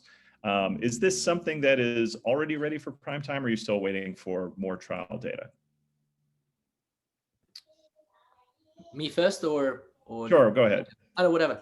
No, I'm just saying, I don't think I would use this as standard practice, but of course, if you look at the Nadim trial result, it's encouraging to see that the neoadjuvant treatment with chemo IO, you have such a high major pathological response and pathological response difficult to survival benefit. We definitely need randomized trial. I don't think I will adopt it in my clinic, but if I had the trial, I would certainly consider the patient for such a trial. Yeah, that makes sense. Devika, what do you think? It's the same approach for me. I have the discussion with the patient that even though we have so many good therapies, again, it all kind of goes down to the survival. With everything that we have, that standard of care, the survival is still in very low numbers at 5 years, which is why, here is why I recommend a clinical trial. And I think that is sort of the context that the patient needs to hear, is because they are like, I don't want to get into a trial if there's good standard of care therapy, but the standard of care is not good enough. Because stage 3, I see that in the question, stage 3 should be curable, but it really isn't in a large population, which is why we need more patients to be in clinical trials in the frontline setting, in this setting. Yeah, stage 3, it's a huge population. It's maybe a third of the people that we see. We technically tell people that it's curable, but we don't cure most of them with any of our treatments. And yeah, I think it's very telling that every oncologist, and even really the surgeons that I talk to, want trials open. They want to be able to put people on, say, immunotherapy, neoadjuvant trials, because everybody, I think, is excited for the potential that this has to really improve outcomes for our patients. Now, I'm just going to flip in the last 5 minutes here and say, should we even really be thinking about surgery anymore for stage 3 patients, given how good our non-operative treatment is? So we saw at ESMO a 4-year update of the Pacific trial, which was definitive chemoradiation, followed by a year of adjuvant Imfinzi. I probably pronounced that wrong, durvalumab, the anti-PD-L1 antibody that showed an improvement in overall survival. And at 4 years, there was still a preserved improvement in overall survival, with about 50% of people still alive at 4 years in the durvalumab arm. And so now, are you needing to push quite so hard for operations in your operable stage 3 patients when we have these kind of outcomes? Devika, what do you think?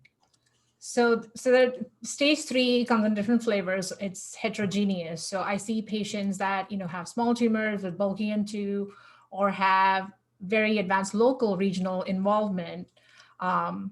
And I agree with all of these therapies. We are moving the needle in the right direction, but the fact remains that even with the Pacific data, we're not anywhere close to 100%. So continuing to use all modalities. And I feel like surgery and radiation in the right context is providing local regional control. And there are lots of studies that have showed that it prevents the local regional relapse, which is a significant percent of our stage 3 patients that still relapse that way. So till we move the needle closer to that, and we say that all the therapies that we have as medical oncologists can bypass that, I don't think surgery is going anywhere. And I think stage 3 really is a multidisciplinary team approach for the best care for our patient. And I'm just going to point out something that I didn't think got mentioned enough at that 4-year update, because everyone was so excited about the 50% survival. The disease-free survival was actually only 35% at 4 years, even in the durvalumab arm. So we still are having 2/3 of people recur, even though they may be living longer with this treatment. Alfredo, what do you think? No, I think that I totally agree that it's stage 3 requires a multidisciplinary approach and treatment. And I think the Pacific, we need to, of course, remind everybody that it was for unresectable. I know we can probably spend 2 days talking about what is resectable, what is not resectable, but let's say it was labeled as unresectable stage 3, which is perhaps different from a single, N2 disease resectable. So I think surgery still has a role. Of course, it's a question of expertise, but I think it will certainly play a role in stage 3. And so we are going to now move on to the Q&A session, but actually I want to launch into the Q&A session with the first question tailing off on this discussion. So let's say an unresectable adenocarcinoma patient gets chemoradiation, and you're having this discussion about perhaps considering adjuvant or consolidation immunotherapy, and you discover that this patient has an EGFR mutation, or let's say an ALK gene fusion after chemoradiation, but before any further treatment. What would be your approach at that point? Devika, what do you think? So with ALK, I really don't have any data, so I will continue to give them adjuvant immunotherapy, though I'm a little hesitant and I want to see more data in that population. With EGFR, again, on the Pacific trial, the events were not enough to make any kind of decisions based off of that.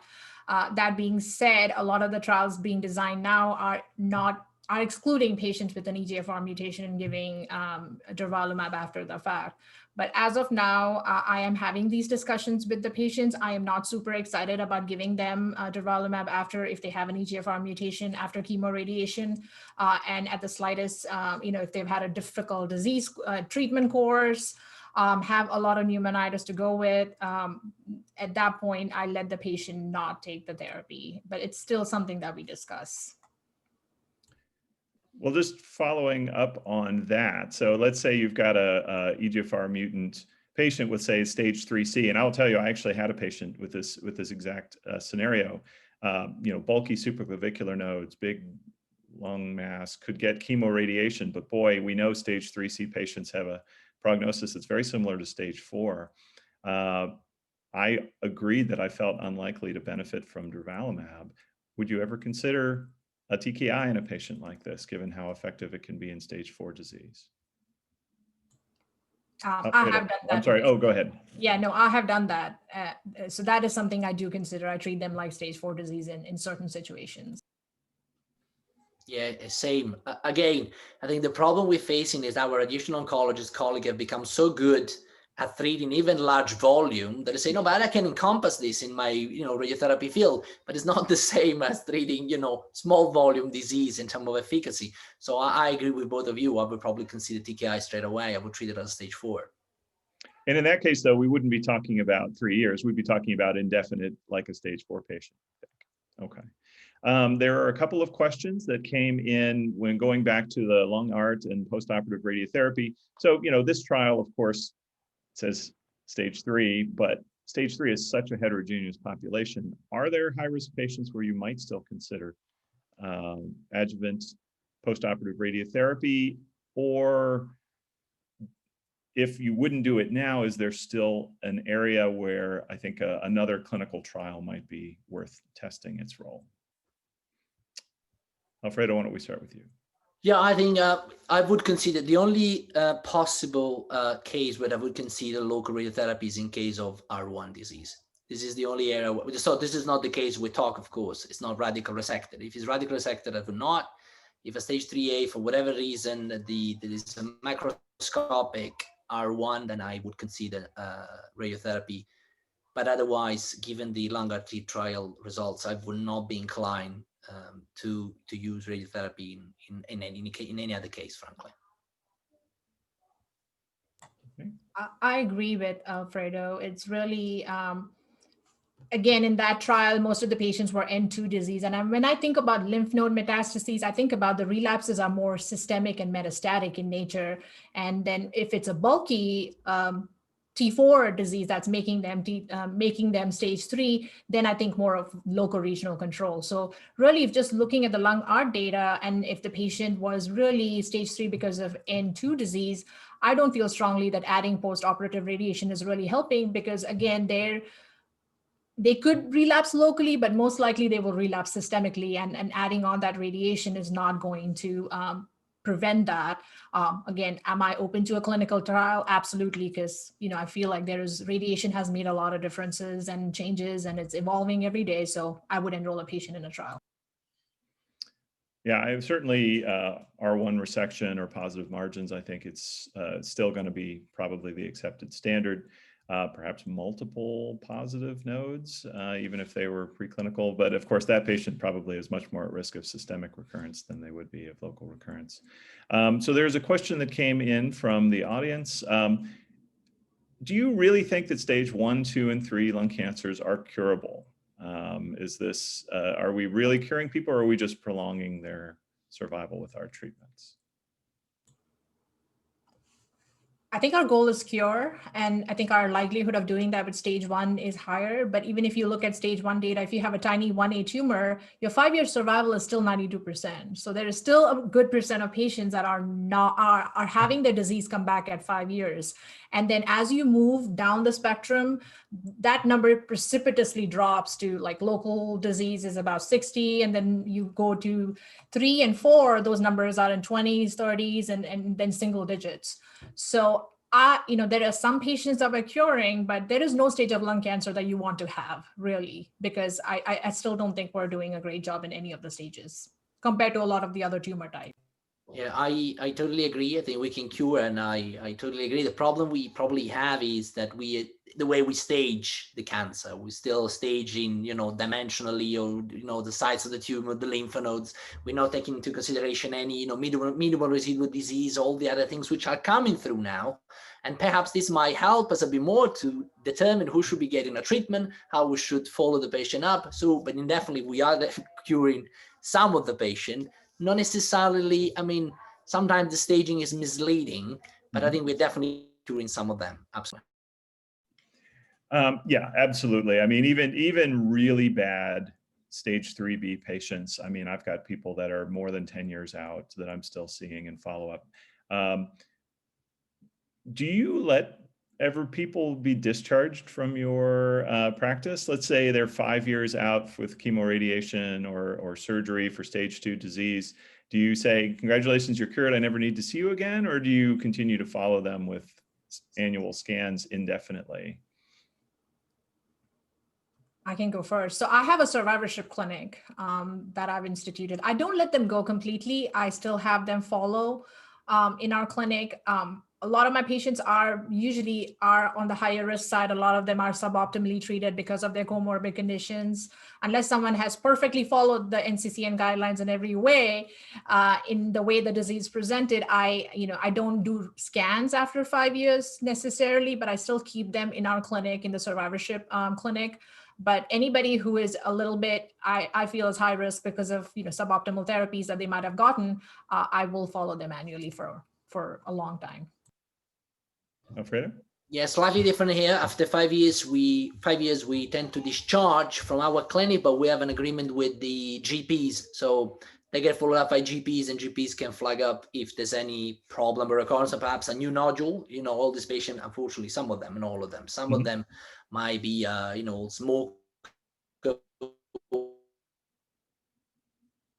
smoker, and they might have an agreement.